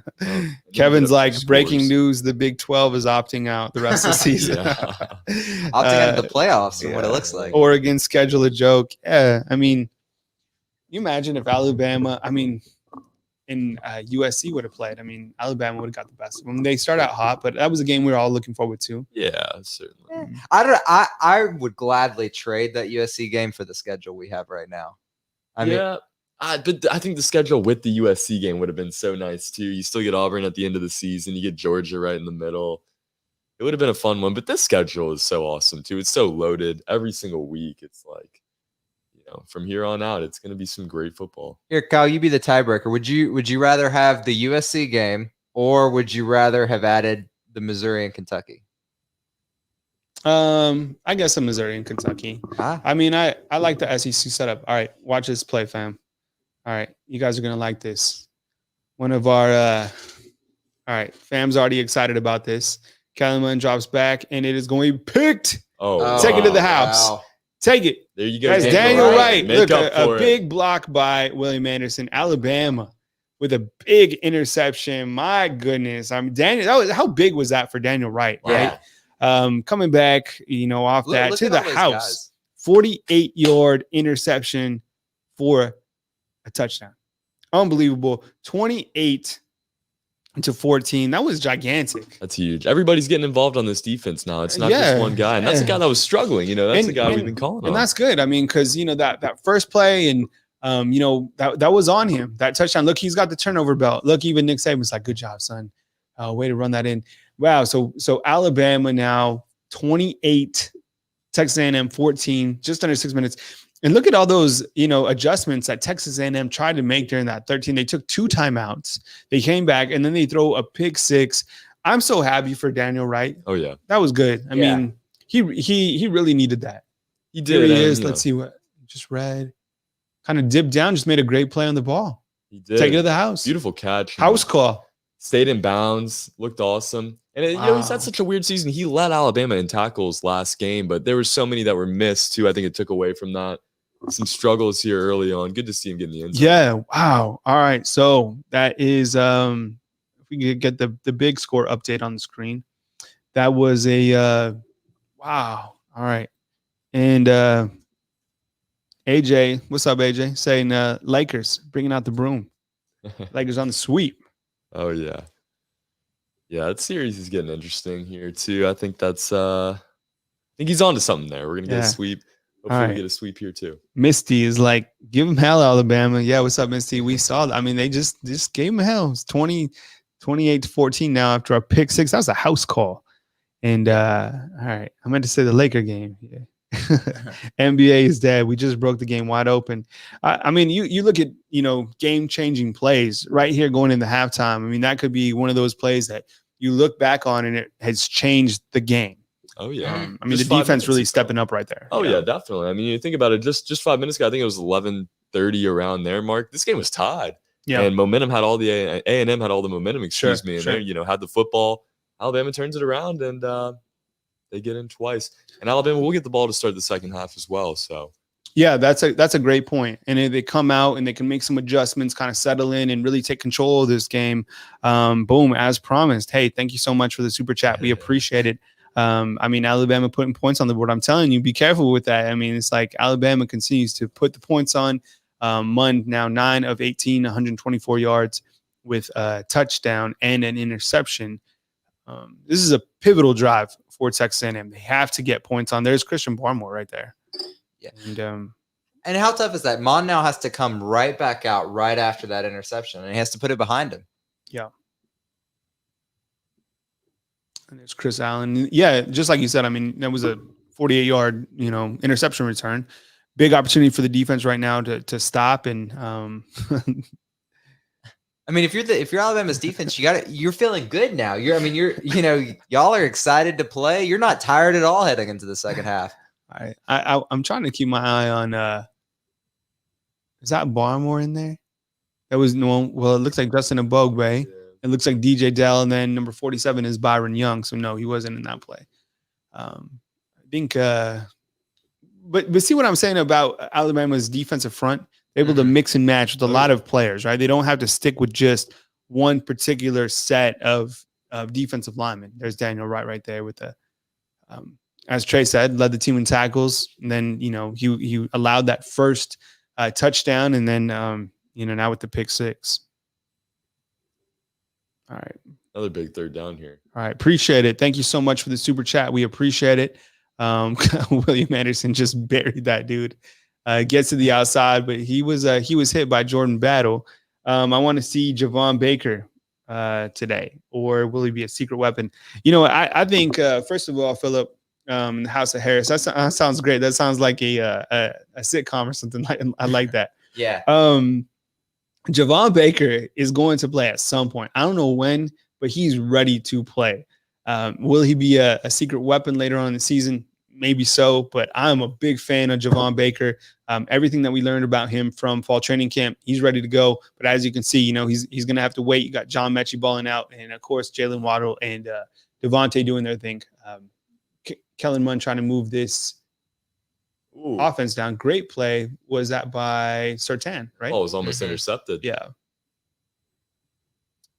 Yeah, that was I agree. That was a great play by Patrick Surtain. Yeah, that was. Yeah. Just pressure continuing to get to Mond.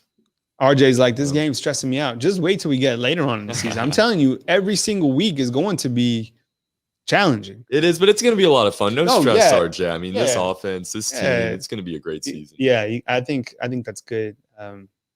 Will Anderson, 28-14. Ooh, that was some pressure. Still dumped it out. Got it off. Jeez, that was William Anderson. Man. That just looked like it was doomed from the get-go. I don't know how he got It's that always those little football dump through outs there. that get Alabama. And I think maybe it's because they're crashing so hard off the edge. I'm not sure. But that's kind of always been, kind of the weak spot on this defense. Mm-hmm. You look at the offensive stats for Texas A&M, 220 yards this quarter. Wow. That's a lot, right? Yeah. Oh, yeah. Alabama has 263 yards. Passing yards, Alabama has 226 yards. Max Jones, 10 of 13, 226 yards. Kellen Mond, 11 for 21. He stands out, finds that running back out of the backfield. Yeah, it's going to get a first down. Oh! Wow. Drop. Jordan Battle. Why did he cut back like that? Man. Yeah, I don't know why he cut back like that, but Jordan Battle laid a huge hit right there. Well, he also lost his momentum. Man, that was bad. Yeah, he's back. Oh. Yeah, I think you're right, Kyle. Huge mistake. If he just because he can't, he has no momentum when they collide right there. Man. Jordan Battle, he's been known as a hitter. We also hear that DeMarco Helms is another guy that can provide that same impact. Mm-hmm. Yeah, I think some have said DeMarco Helms might be one of the biggest hitters in the secondary. Yeah, I would. Ooh, who's that? Wow. Who was that? Busting in there. Oh, that was Phil. Oh, no, it was Byron Young. Yeah. Wow. See, all these guys. So you look at Justin Ebogbe, sophomore, Byron Young, sophomore. You look at who's Braylon Ingram, he's a sophomore. Ismail Sopsher. Josh Jobe. Yeah, all those guys are part of that sophomore group. A very talented, or at least our second year. I know Ish Sopsher, for example, is a redshirt freshman, but that's the point I'm saying. Yeah. All right, let's see what. If the defense can stop this and go into, the break 28-14, that's going to be a ton of momentum for Alabama. Medic Man, thank you so much, Medic Man. We appreciate it. Yeah. Thank you so much for the super chat. Really appreciate it. Thank you so much for being here and joining us right here on the watch along, right here on Bama Insider. It's a celebration, right? Having a good time with the guys. Trey Yanity on your right, Tyler Waldrop on your left. My name is Kyle Henderson of BamaInsider.com. Having a good time. We're watching the game with you right here on Bama Insider. Of course, the game's on CBS, so you can pop in, pop out. We'll be providing commentary, got stats, the whole series, and we'll, of course, take a break for halftime, and then we'll be back. And then after this, we're going to have the call-in show right here on Bama Insider. Let's see what Texas A&M, why are they going for it on fourth down? 4th and 2. Oh, God, that was terrible. Oh, my. Why did they do that? That's wow. Wow. Having a day already. That's why you don't wear number 0 right there. It's bad luck. Wow. They had that. That was a good push right there. Nice route. Jeez, that was Barmore and Anderson back there. Yeah, not a perfect pass, but that's Mon put it in a journal area. Like that was bad. That's just not good football. Wow. And on either end. Huge. So hey, Thank you so much for the super chats. We appreciate it, man. As promised, you're hooking us up. You're taking care of us today, so we appreciate it, man. Thank you so much. A lot actually goes into these shows, that people don't know about. I mean, this is what we do for a living. This is how these guys get by. So, thank you so much. We really appreciate it. And Alabama's still pushing on. They got to put some points on, right? Yeah, you want to kind of bury A&M if you can right now, because there's no momentum. You got to imagine they're going to feel defeated walking into the locker rooms right now. Don't give them a reason to take anything positive away from the end of the second quarter. Okay, are we going to see Will Reichard, Trey? Are we going to see him before halftime? Are we going to see a bomb from? I think that's going to be up to Mac Jones, depending on how this next sequence of plays goes right here. But I'd love to see it. Let's test the leg a little bit. They got to get past this. Yeah. All right. So, okay. Let's see. That's Miller Forrest. I'll put your head. Yeah. Okay. Looked like he was just out, maybe. I don't know. Yeah. Oh, they gave him the first. Yeah, they gave him the first. Okay. Mac Jones currently on this drive, or in the game, 12 of 16, 247 yards with a touchdown. Still a very strong passer rating. Mm-hmm. Najee Harris, 9 attempts for 32 yards. We haven't seen too much of Najee Harris, right? But he has 2 touchdowns. Yeah, I mean, he's been great at the goal line. He's set up this offense well, but it's pretty much all about Mac again today.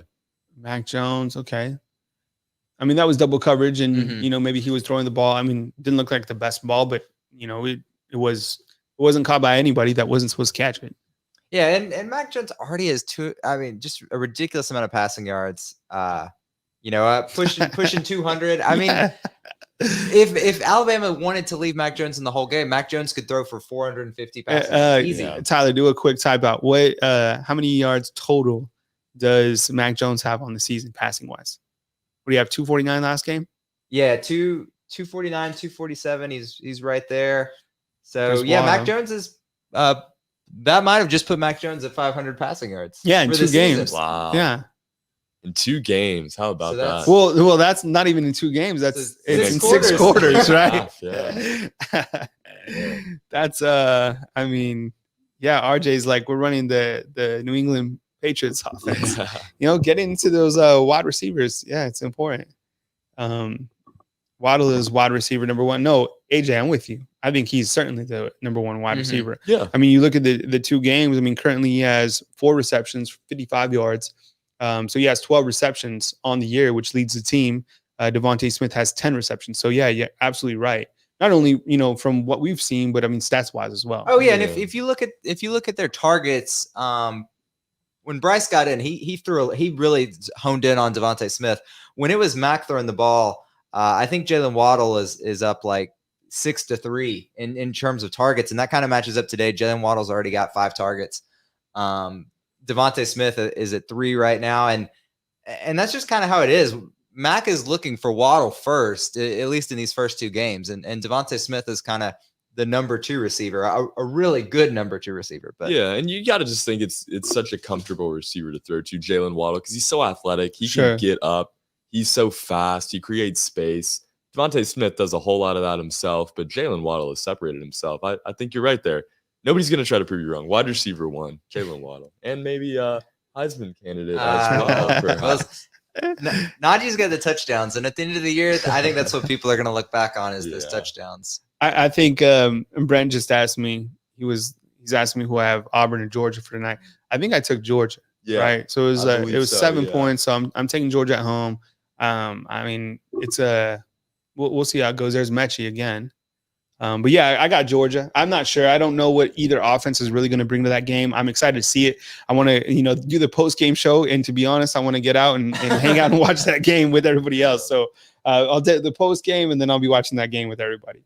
Okay, so Mac Jones going to John Mechie. And John Mechie, clearly the 3rd wide receiver on this team. Mm-hmm. But today, number 1, 4 receptions, 118 yards.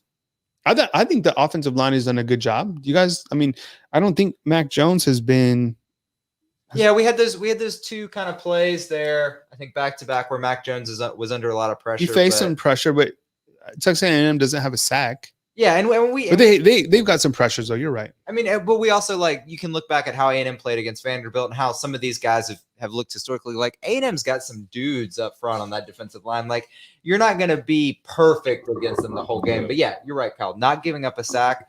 That's huge at this point of the game. And yeah, I would say the offensive line's played well. I'm no expert though.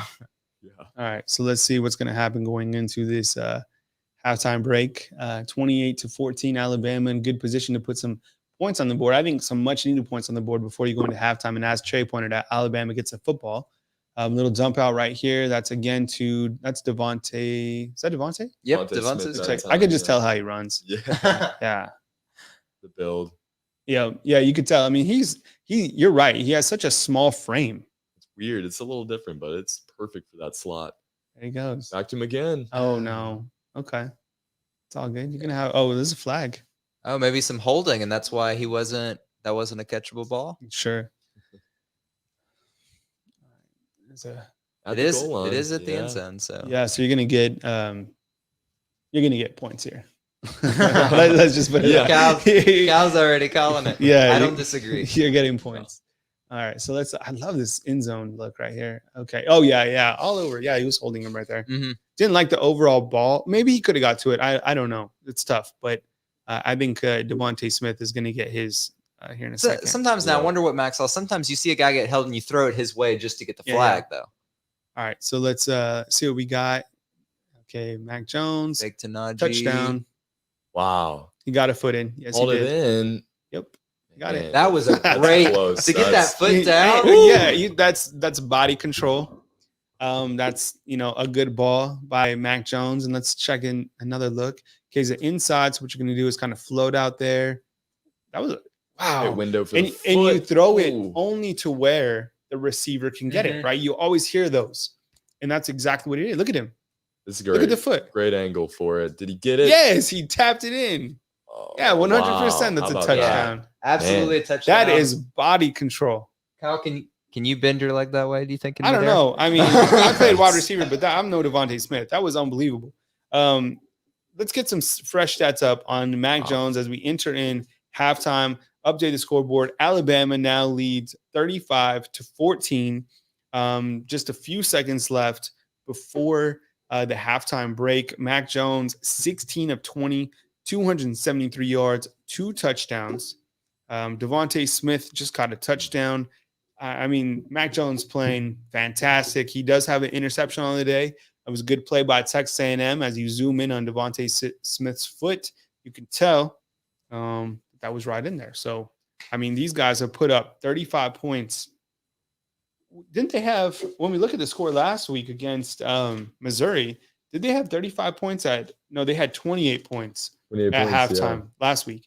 Now they have 35 points.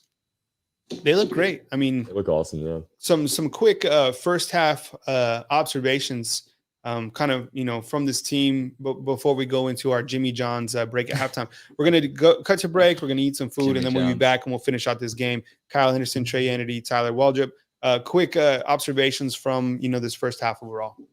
Yeah, I think it's been, just a great example of how Alabama's going to run this offense all year. They're going to spread the football out. They're going to mix and match the run with the abilities that this receiving core has and the abilities that Mac Jones has. They've showed it off. The defense has looked, I think, at times a little bit shaky, but for the most part, guys that are making mistakes are making up for it. Like Daniel Wright, Patrick Surtain was burned early on. We've seen him make a few plays now. And how about this? Will Reichert, 5 for 5. And he was 5 for 5 last week. So that is 10 for 10, right? 10 for 10. And then he's 1 for 1 on a field goal. So he's off to a fantastic start. Tyler, your quick observations from this first half. My big takeaway's got to be Mechie. We talked about it on air last week. I just didn't think Mac Jones would ever need to look for anybody else. When you have Waddle, when you have Devontae Smith, maybe you just hone in on those two guys. And I don't know that there's a secondary in the conference that can shut down both. But I mean, it doesn't matter if Mechie's going to burn people and be that open, and they used him downfield, they used him behind the line of scrimmage. I think you're right. I think Mechie's clearly the number 3 receiver, and if he emerges like that week in and week out, who's stopping this team? Yeah, sure. My quick observation before we go to break, we'll be right back as the third quarter starts. I think, the play of Mac Jones continues to impress, and I think he's clearly proven that he's capable to lead this team. He's clearly capable to bounce back. We've seen that from him time and time again, 16 of 20 for 273 yards with 2 touchdowns. And I think the defense, I want to see if they're able to close out this game. I want to see how this team finishes, because I don't think they finished against Missouri how they wanted to finish. Can this team do that again? They got to close the door. As Nick Saban said, what did he say last week? He said, and I have the super chat, and thank you so much, Medic Man. We appreciate it going into the break. Thank you very much for the super chats today. We really appreciate them. We're going to go to the break, but I wanted to play this clip right here. I'll bring it up, fellas. This is what Saban said, and I think it's exactly where this game is. Here's Nick Saban talking about this lead. It's a lead isn't enough. All right, I came home and felt really bad that I must have done a really, really bad job, not in getting the players ready to play the game, but maintaining their intensity throughout the game, and doing a good job at halftime to try to get them to come out and, maintain, the energy that they needed to maintain to be able to play for 60 minutes in the game. Not thinking that, hey, looking at the scoreboard, we always say there's no scoreboard. So, that's something we need to improve on, because when we play a good team like Texas A&M, who's capable with a quarterback of coming back in the game, 28-3 or whatever the score was, game ain't over then. Just like Nick Saban said, game is not over. 35-14. We'll be back. We're going to enjoy our Jimmy Johns, and we'll be right back right here on BamaInsider.com. Thank you to everybody for the super chats. Be back here in a few minutes. Enjoy your halftime. We'll be back. It's Kyle Henderson, Trey Andy, Tyler Waldrop, Bama Insider. Remember, after is the post-game call-in show right here on Bama Insider. Catch up with you guys here in a few.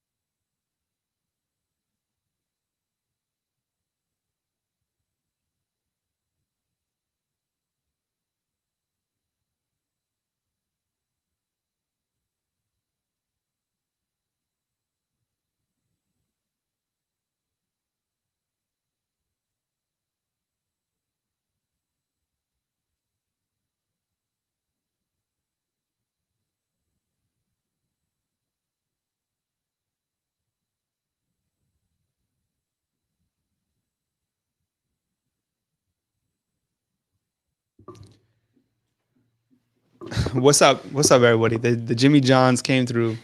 So 35-14 as we enter this third quarter. As you see, Mac Jones, numbers on the screen, 16 to 20, 273 yards, 2 touchdowns, and 1 interception. But my first question to everybody is, we had Jimmy Johns, and we talked about the Jimmy Johns lunch. Have you guys had Jersey Mike's? Oh, yeah. Yes. Jersey Mike's is Jersey Mike's. It's legit, It's right? great. Yeah. Okay. That's, All right. And I just had to ask. I was like, Yeah. I don't know. Like, we're hyping up, Jimmy John's, but I'm telling you, Jersey Mike's. Jersey Mike's is like tier 1 sub places. yeah. Why didn't you get us Jersey Mike's then? Kyle? There's no Jersey Mike's in Tuscaloosa. Okay. So if is this good, right? Why didn't you travel? Yeah, I We guess I need could a couple more super chats so Kyle can get us Jersey Mike's. Yeah, from getting it droned in from Birmingham, I guess. All right, let's see what the defense can do. We looked at the kind of the first half stats overall. I guess another interesting aspect of that was that, or another interesting stat was the fact that Texas A&M had 220 yards of offense. I mean, you times that by 2, it's not good. Here's Najee Harris, who we really didn't see too much of, in the beginning. Now he has 11 attempts for 38 yards, but he has 2 touchdowns. Yeah, I mean, 5 touchdowns on the season. 2 touchdowns, and the play I'm most impressed by is his big reception near the goal line. Like that's the play that stands out to me. That was a great catch. Yeah. A lot of people. Waddle's hopping off the field right now. That's not good. Mark that down. What was the time? 14:30. Man. All right. So Waddle kind of limping off the field. You never know. Didn't look too serious. I mean, he's still moving. Yeah, I mean, he did it himself. He didn't need anybody's help, but 14:30, third, Waddle. Got to write down those things so you can kind of like understand when they come back in. Here's another. Oh man, John Mechie. Was that to Mechie again? That Yeah, was, to Mechie. yeah. Man, so he just overthrew Mechie. Beautiful play call. He kind of That was on Mac. yeah. You gotta Look, and I hate to do this, but does Tua hit that throw? I'm just saying, like Tua was just so on point all the time. It's like we never saw that. It was unbelievable. Yeah, that ball was just overthrown. So, yeah, I agree with you. Ball's overthrown. You wonder if that play is originally drawn up for Waddle and Mechie moves outside. There you Maybe go. Take his Yeah, spot. maybe that speed. Here's Sam Johnson again. We look at his statistics. And you got to wonder too. Mechie kind of cut in there. Not a good punt there. Nah, what was that? That was 2 punts, 66 yards. What was that? 33 yard. He has a 33-yard average. Last week, I think he had 30 yards. Saban did say in his press conference, though, he would rather have a guy average 30 yards if he can kick it high so the team can cover. So I think Saban's kind of acknowledged he's not the best punter, and I'm kind of trailing off because of Waddle. We're watching this with you, and it looks like Waddle's fine. It looks like he's walking around. He was hobbling, but it looks like he's fine. So yeah, still got his helmet. They haven't taken it away from him. No, he's not in the tent. Some stiffness, maybe Right? tightness. Something. Yeah.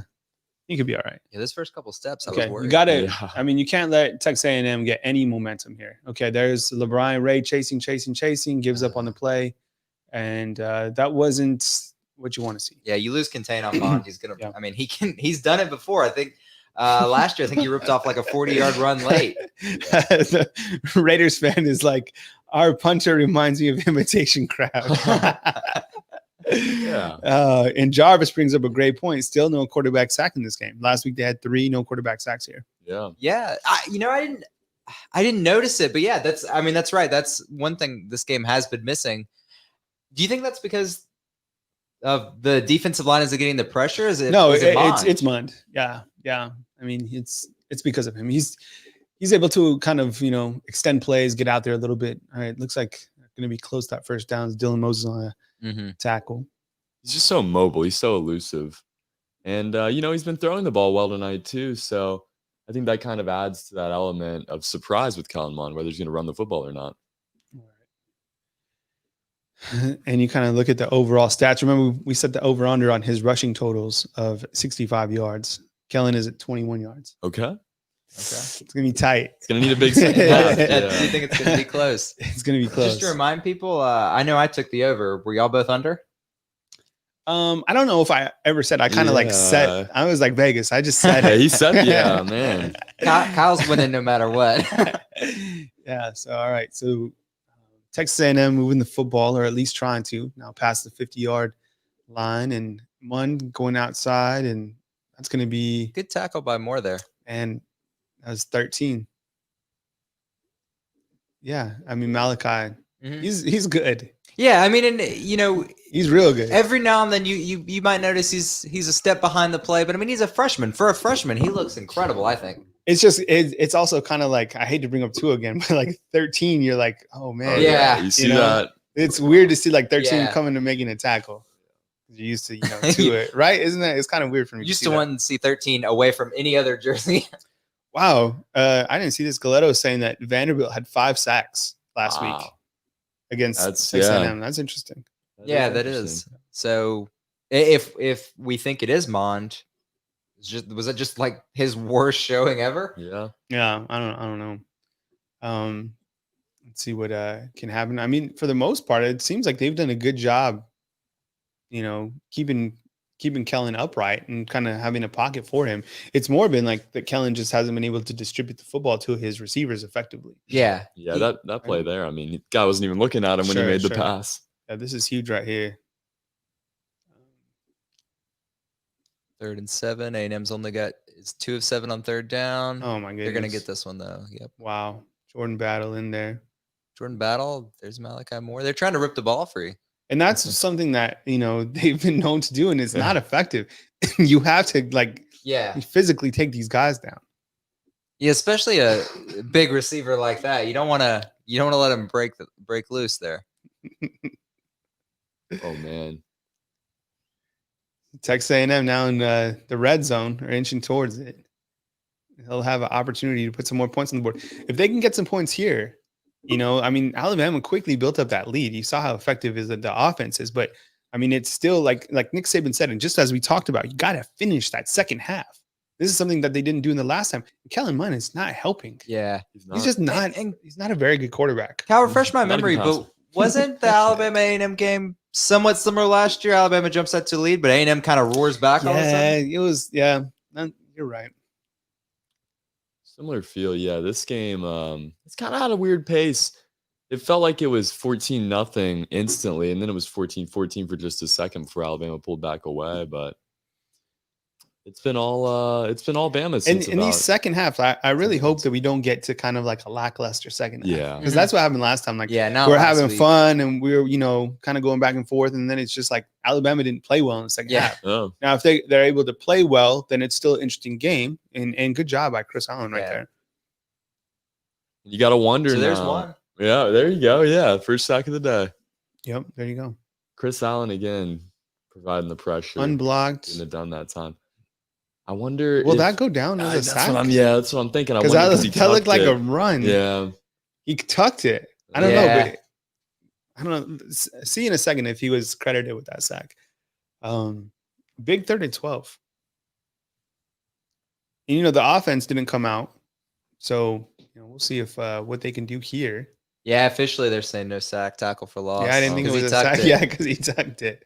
Okay. Allen was there so quick. I didn't even know that. No pressure. That was a good ball. Wow.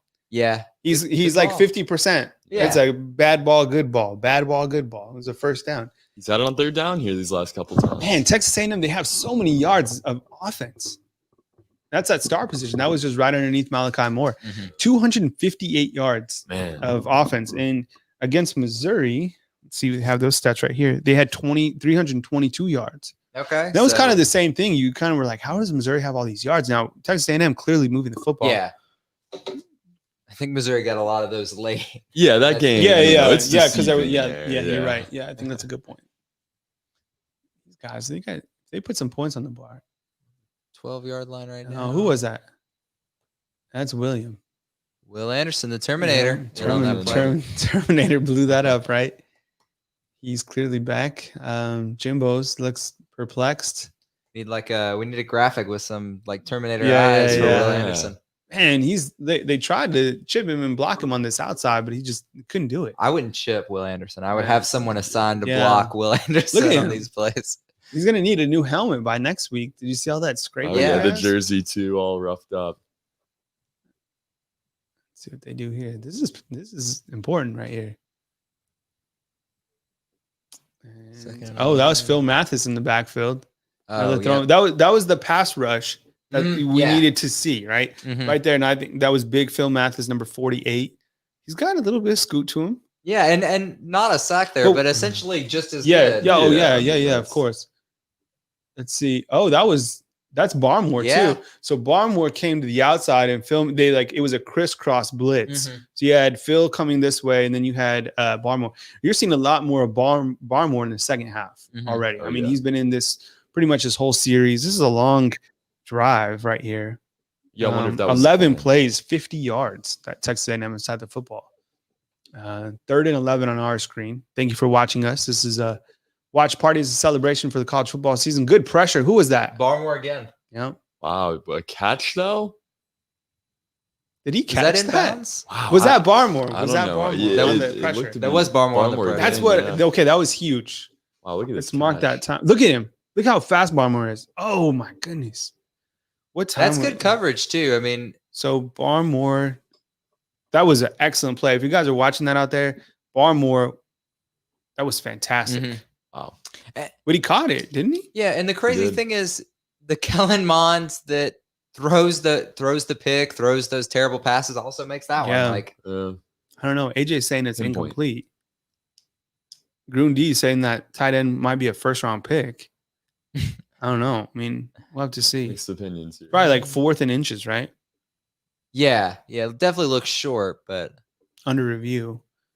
So that was at 8:54 that we saw Barmore. 8:54 in the 3rd. not a terrible play by Jordan Battle. Honestly, it might Yeah. just be a great catch by the.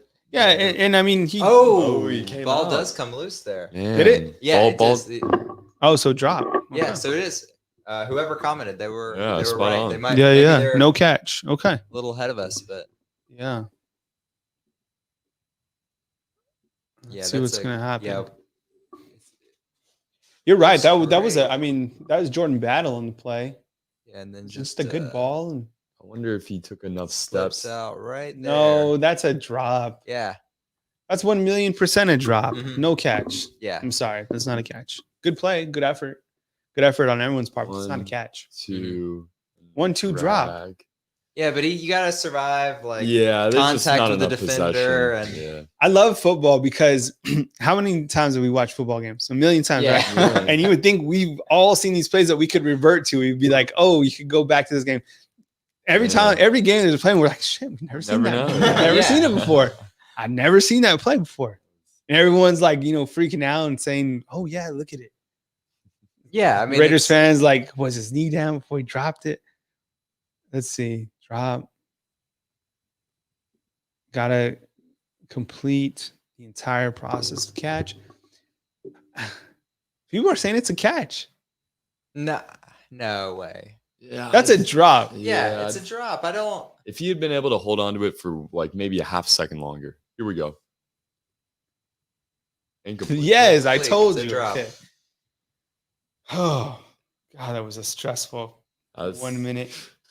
Because you know that they probably go for it there. Oh, yeah, You know, 100%. I mean, you have to yeah. in this situation. So Okay. big call.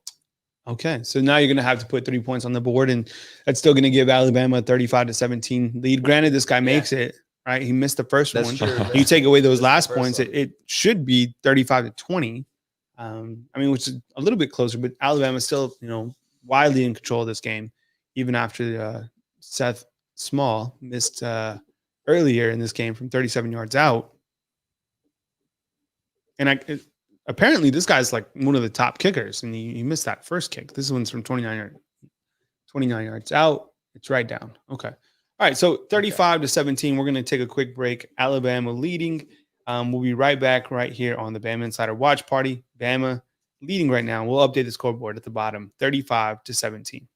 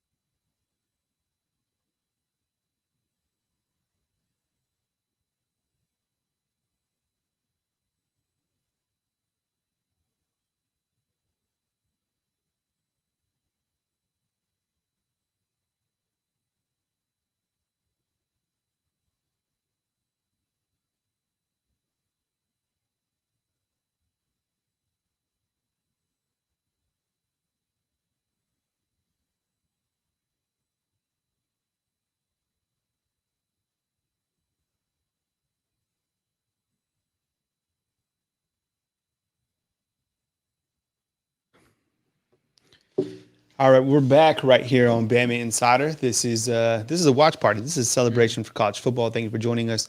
Trey Anity on your right in the red button down, and we got Tyler Waldrop in the deep forest green polo. I like it. We're coming to you. Hey, after the game is the post-game call-in show. Ticket calls. I want to get your take on this game. We're watching Alabama and Texas A&M with you. You don't have to stick around. You just keep us up on the screen, or look at this. Look at this graphic. Come on. This is who did that? King Saban and his subjects. They have Saban in royal attire with tights on. He's like up at a crown. That's photoshopped, right? He didn't stand like that. Right? How did they do that? A little photo shoot or something. You never know. Yeah. I mean, this graphic. Yeah. One thing I noticed on that graphic, Jimbo Fisher loses this game. He'll be the first Saban assistant to go 0-4. Yeah. I mean, but I think there's going to be some other guys that we expect to follow behind him here soon. Yeah, a couple weeks from now. And that game's going to be interesting. It's crazy to think the implications of tonight's Auburn-Georgia game really on how that game is going to be treated for Alabama-Georgia. Yeah, and I think that'll kind of, the winner of that game will probably establish themselves as the team that we talk about going forward when we talk about the game that, Alabama is kind of needs to win the most, and the game that the season is building towards, and everything that goes with that. That graphic is hilarious. If you guys saw that graphic, it's so funny of Saban up there. It reminded me of a weird Game of Thrones picture. All right, so that is Devontae Smith, and it looks like Jalen Waddle. I would assume he'd be done for the day. He went out of the game with some sort of injury. It was he was hobbling, didn't look serious, but 14 minutes and 30 seconds within the third quarter. Current score right now: Alabama 35 and Texas A&M 17. Devontae Smith, how many receptions was that for Devontae so far? He had five receptions, 54 yards. Another solid day at the office. Yeah, 5 for 54. All right, so what does he have? Averaging 10 a catch. Yeah. Okay. All right. It looks like Waddle was back out on that play. They stacked him. Oh, wow. Okay. Good deal. Yeah, so that would suggest, nothing, like Kyle said, so serious. He was back. Okay, yeah, good. Nothing too serious. All right. Yeah. And it didn't look too serious because he was walking before that. Yeah, we see him on this play too, but Najee with the run. Najee Harris get a stat update, and 12 rushes, 43 yards. Has it been a quiet day for Najee Harris? I think you consider it quiet. Only, averaging 3.6 yards a carry. Mm-hmm. We're definitely used to seeing a little bit more there. But 12 attempts, 2 touchdowns obviously doesn't hurt. Sure. Hurt the fantasy day, but I think it's the yardage total. Najee doesn't even have 43 yards, but I mean, again, if you look back last week, Najee didn't top 100. He's getting a lot of short touchdowns this season. Yeah. That was another false start on looks like, they're showing Landon Dickerson. It was on Dickerson. Give it to Dickerson. So Dickerson has a false start. So does Evan Neal. Evan Neal has 2. Leatherwood has 1, and now Dickerson backs him up. This is what you can do. You got to come out and you got to put some points on the board. Look out for the deep ball.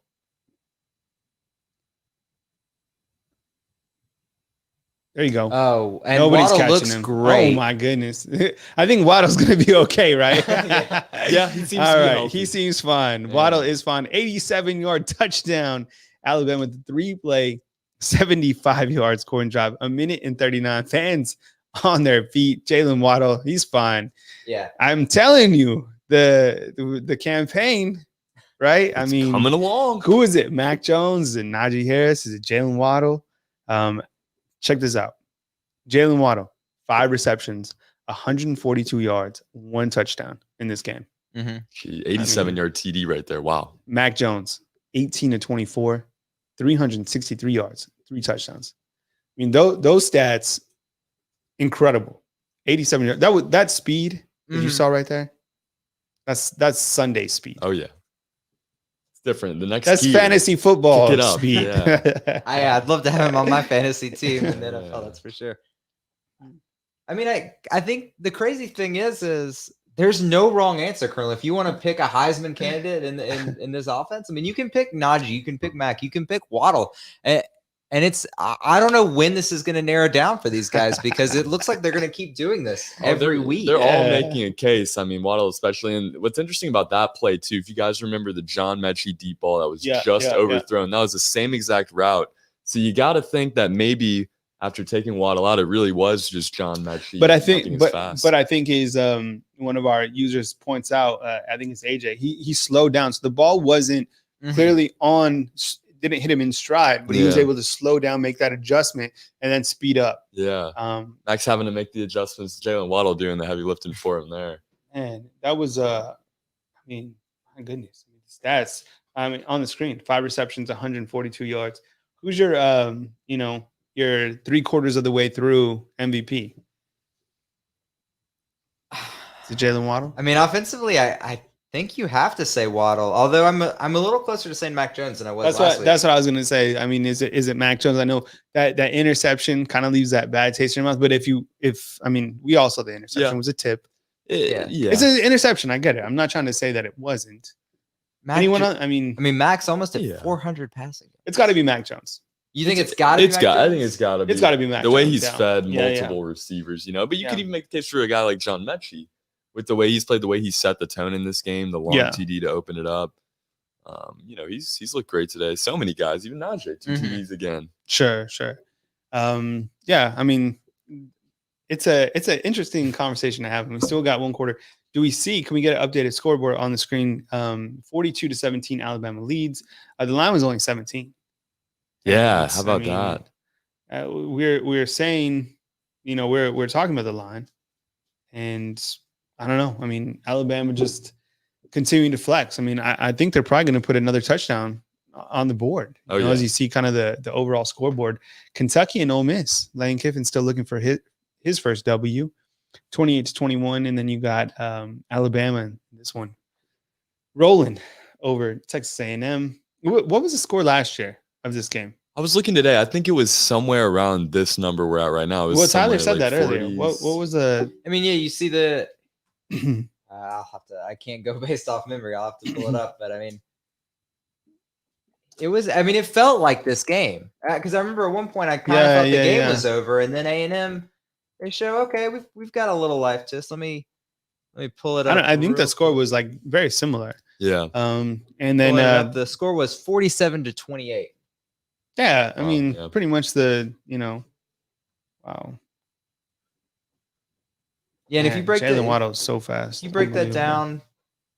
At halftime it's 24-13, and then A&M makes it a 14-point game heading into the fourth quarter, and then you're like, okay, it's kind of close, and then Alabama just kind of puts the gas back on. Trey, can you get us to BamaInsider? We got some breaking news for you guys on the basketball recruiting front, actually, and we got Alabama just got big time basketball commit is a 5-star. We can try to bring that up. I think we can send you the link. JD Davidson has wow, that's big. Yeah, he is committed. So let me send you that link. I'll send it to you, and then you can pull it up. I don't even see it on the front page, and you can go full screen when I send it to you. I just send it to you privately. But yeah, this is a big commit for the Alabama basketball team. You guys can read about it more on BamaInsider, and when you pull it up, you can go full screen on that, if you will, and kind of zoom in there at the bottom. But big pickup for Alabama basketball. Alabama basketball lands commitment from 5-star point guard JD Davidson. This is from Tony Sukalis, our team writer. Nate Oates recruiting run rolls on. Saturday, the Alabama coach might have reeled in his biggest yet as the Crimson Tide received a commitment from 5-star point guard JD Davidson. As we can you pull up JD Davidson, his Rivals profile? So click the profile at the bottom of the screen, kind of pop him up. There you go. Just click that right there. Yeah. Perfect. All right. So as you can see, I mean, this guy's clearly big time. 6'3", 180 pounds. He's a point guard right out of the home state, Alabama. It's important always to keep, your backyard taken care of. He's the 13th ranked player in the nation in a big pickup for Nate Oates. I mean, Nate Oates has showed that has the ability to recruit at a very high level. He's got a lot of components. So I just wanted to update you. You could, of course, read the full story at Bama Insider, but I just quickly wanted to kind of break that right there for you that Alabama has landed a giant commit, J.D. Davidson, a 5-star. So thanks for pulling that up, Trey. We appreciate it. Yeah, of course. That's huge. I mean, to think about how this team, from the second Nate Oates got to campus, has just been recruiting. Getting guys like J.D. Davidson 5 stars, that's what this program needs. They're going to be all right. Yeah, and I mean, we'll see. I mean, Nate Oates has, he has the talent. He does. There's no question. He has a talent. So it's about putting everything together and seeing what these guys can do. That roster is deep. It is. It's so deep, and it seems like it meshes so well together this year. All right. All right. We got Mark Davis is saying Mac Jones for Heisman. So we got someone going for the campaign, switching for Mac Jones. I can't remember what Mac Jones Heisman odds were coming into this season. I think they were like 25 to 1. Yeah. I think they were exactly 25 to 1. He had the best odds. I think we latched on to Waddle and Najee, but Mac had the best odds according to Vegas. And if you look, I mean, it's a quarterback award. Najee kind of joked about it in his press conference the other day. I mean, he laughed when asked about the Heisman. He said, it's hard for a running back to win. That's a quarterback thing. Jeez, look at Will Anderson. I think he terminated that guy. Yeah. You've been terminated. That's wow. I can't believe it. He's a freshman. I mean, look at this. Comes off the edge. Look at that. It's amazing how many times he's not blocked. Mm-hmm. Right? Is this going to happen like the rest of the season? Like, here he comes, and he has one mission: blow up, the running back, blow up the quarterback, and he does that. Man, he plays at such a high level. It's unbelievable. It's so technical too, the way he tackles. He's never, getting too ambitious, is making the tackle and really just driving the offender to the ground. Look at that. Did y'all see the time of possession? I mean, all those numbers, A&M has the time of possession advantage. Well, yeah. I mean, Alabama's scoring. I mean, some of those scoring drives have been quick. I know. It's just still jarring to see. Alabama's so efficient on offense. It's just A&M's naturally going to have that. Yeah. All right, Medic Man back in with another super chat. Thank you, Medic Man. Thank you. We appreciate it. Helps out. Helps out our future. Maybe that run to Jersey Mike's.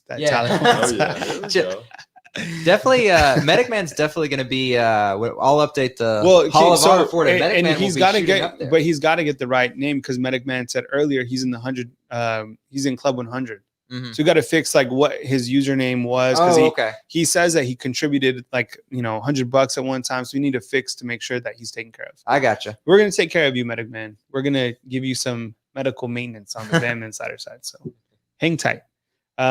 Angela, that's hey, all you Alabama fans that have been hesitant on Mac 10, gonna finally give this dude his credit now, right? Yeah, they should. I mean, he could throw for about 500 yards in this game if he wanted to. I think this is a great point. And I want to hear from you after the game, everyone, about Mac Jones and, what you guys think, what you've seen from him in these first 2 games. I think there was a camp kind of coming in that felt that he couldn't get the job done. But, I mean, do you guys feel confident that Mac Jones can lead this team throughout? Yeah, I mean, I think you got to take every game by game. But, to this point, he's doing everything right. Just the accuracy is so great to see. And his receivers have helped him out a little bit, especially in the second game here. But he's been on point. The timing's been awesome. He's had a lot of help from his O-line, too. A lot of space in the pocket. He's looked great. I don't see why not. Yeah, that seemed like kind of a tepid answer from Trey. I mean, yes, you can trust Mac Jones. I don't want to. Everything. I'm riding this Bryce Young train, so I can't, Look, Bryce Young is going to have his chance. I mean, I think Kyle said it. Like, Mac he's gonna make money this season, and then Mac is gonna go get it. Bryce Young will have his chance. I don't think he has to wait that long. I mean, I think Mac Jones, I need to watch a little more of Trask, but Mac Jones to me stands out as the quarterback in the SEC. What about the young cat from Mississippi State?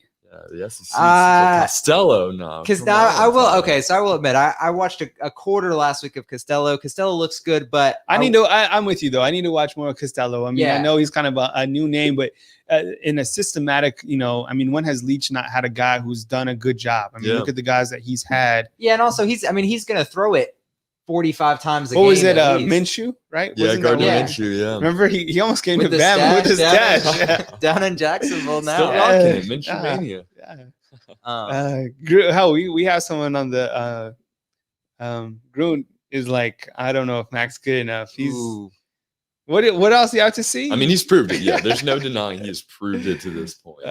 He'll have an opportunity again against Georgia here in a couple weeks. Mm-hmm. I think Ole Miss, I would assume it probably, I guess I'm already looking past this game, but I as I look at the schedule, I think everyone wants to see, oh, how did he catch that? Wow. Nice play. Jeez, Just the a huge- defense is they just- swarming. Yes. And it's still the first team defense out there. Mm-hmm. You see all these guys. I mean, it was Jordan Battle. That was Dylan Moses. That was Chris Allen. I know we've seen a up and down from Kellen Mond, but you can't let him face the backup defense this early. A&M will rack up the points if so. But yeah, I mean, first team How did defense he is doing catch well. that? Wow. That was crazy. Just kind of poked. That was at like him. magnetic. Soft Like hands. magnetic. All right, let's see. 4th and 8. Hey, do we see Bryce Paul Tyson come in? I think maybe one more TD, and then we start to get to that conversation. But I mean, the fourth quarter coming up here, we could see it for the whole 15. I think you got to get these guys in. You got to get them experience. Yeah, I mean, keeping A&M from scoring on that drive was big. I think we might see Bryce here. If not this drive, I think the next drive. Yeah. All right, so that was good pressure by Chris Allen on the outside. Mm-hmm. And look at this frustration. Jimbo clearly wants the call there. Jimbo. It almost Fisher, looks like he's mad at his frustrated. receiver. All right, we're gonna take a quick timeout. We'll be right back. Bama Insider.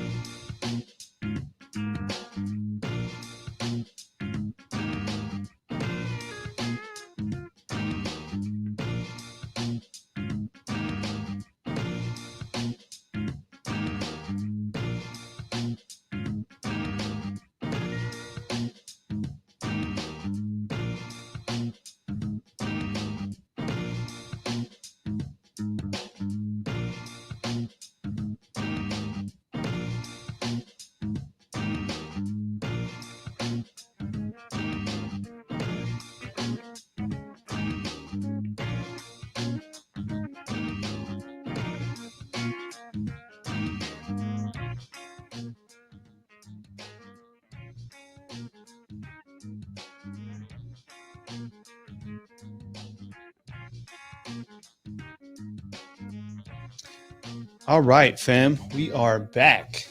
Alabama's rolling 42-17. Kyle Henderson, BamaInsider.com. Thank you very much for joining us. Remember, right after this, we're going to have the call-in show. It's going to start immediately, and we'll take your calls. I want to dissect this game. I want to hear your take. I want to give you my take right after the game. And then after that, we'll all go and watch the big one tonight between Auburn and Georgia, and then we can all be critical of either the Bulldogs or Tigers or both. Or both, yeah.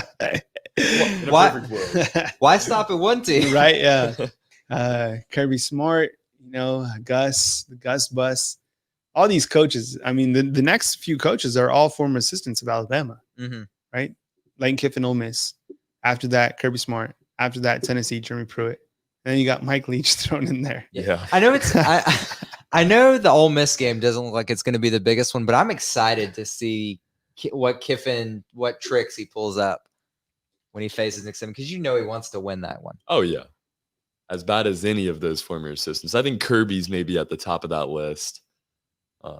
We're entering the fourth, so you can update the scoreboard. Yeah. And we'll get them back to back. I mean, we get to see Lane Kiffin and Kirby Smart 2 games in a row here. Who would have thought that Lane Kiffin would end up in Oxford? Yeah, I mean, I always think back to their social media when they like had the Lane train. It was like the train going through and there was smoke.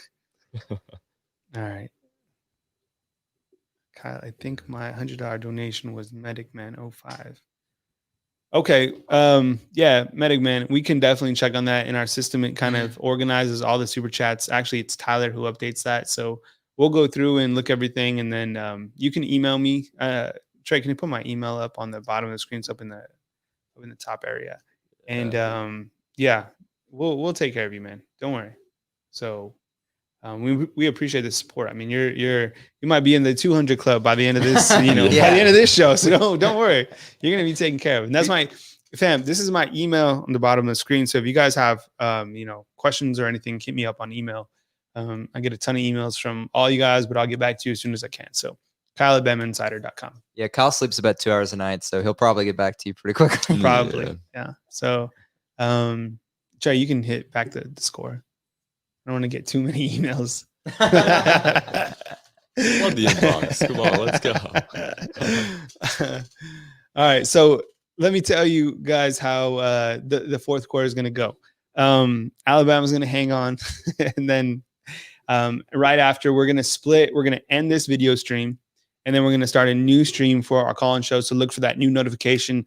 Please hit the bell on this channel so you can get notified every single time we drop a new video. But basically all you have to do is go back to our either Bama Insider. We'll have a story, game recap. Tony will have that, and then we'll have the call-in show. So you'll be able to find it, but of course right here on our YouTube channel. So that's kind of how the execution is going to work throughout this fourth quarter. So thank you for sticking with us. Alabama 42, Texas A&M 17. Trey Kennedy on the right, Tyler Waldrop on the left. And, having fun with it. It's a celebration. I mean, there's a lot of people who didn't think we're going to get to college football season because of everything that happened. Yeah. I never felt that way, to be honest. I just, I was cautious. Oh, yeah. I wish I had your confidence in back in May. I think once players started to return, I thought, well, okay, there's too much momentum. I was honestly shocked when the Big Ten canceled or postponed or whatever you want to say they did. But I mean, I was shocked. I never thought the SEC would do that. The SEC didn't, and I think we've all kind of seen that was clearly the right thing to do. Yeah. Yeah, it's just an interesting time. I mean, this is crazy to think Alabama's playing their first home game of the season, and we're watching a stadium that's not full of Alabama fans. This is just different. This is going to be a weird year the rest of the way, but I think it's been handled really well. On all sides. I think the NCAA has done a good job. They were vague at first about all of this, but they've done a good job at managing this. All the conferences individually, it's been beautiful. And we're still getting to see some cool matchups, even though it's a little bit more conference oriented. Jacksonville State and Florida State today. The Gamecocks hanging in there with the Noles right now. So it's been great to watch. Is that their mascot as well? The Gamecocks? Yeah, Are you serious? Yeah, Jacksonville State. Wow. Yeah, Florida State. So we're all watching that one. Mike's asking for an update on Chris Broswell. Yeah, he's still on the team. He just hasn't participated yet. That's not. I mean, these first couple of games, we'll see how he goes and when he can get in. But after the game, we post a participation chart on Bama Insider, so you can check that out. As as soon as the university sends that to us, they kind of have a full list of all the players that have played, and then after on Sundays, Tyler Waldrop will have a kind of stats bombs that shows kind of how the players graded out. And yeah, it's really cool to check out. So stay with BamaInsider.com for more on that. Alabama giving the football. Ooh, Brian Robinson. Good run. He ran angry. Oh, yeah. Right? That was a good run. Mm-hmm. And probably something he needed to have after last week when we were kind of critical and rightfully so, not only of how he ran the ball, but also, obviously that huge drop that would have been a touchdown. Yeah. We got some love from Josh Jacobs out in Vegas. Las Vegas Raiders. They're good. Yeah. It's Vegas Raiders Oh, fun to yeah. watch. Josh Jacobs, they're kind of built by Bam, right? Or at least the offense. Right now, yeah, that's how it's Yeah. been coming. Yeah. Henry Ruggs is on my fantasy team, so I hope he gets better and Same, can play yeah. on Please Sunday. get healthy, Josh Henry. and whoever Come on. has Josh Jacobs on their team. Wow. I'd be winning if I had Josh Jacobs. Yeah, exactly. Okay, so it looks like we're seeing more of Brian Robinson. So you kind of look at the, the stat total. Najee Harris, kind of I mean, I wouldn't assume, is he done for the day? Maybe. I think so. I think Right? you could So- wrap on so- it. Kind of an interesting day. 12 carries, 43 yards, right? Yeah, I mean, great as a receiver. Got the touchdown. Yeah, he had 2 receptions for 26 yards. Yeah, Yeah. but not the rushing total, not something that we're excited about. And if he's gonna break Derrick Henry's record, he needs to top 100 yards every game. So, this Wow. really puts him back. A lot of contact. Oh, there you Here go. we go. There you Yeah, go. there we go. Look at Mechie. He's I love the body language for Mechie there. The he's like, give me the call. Yeah. All right, so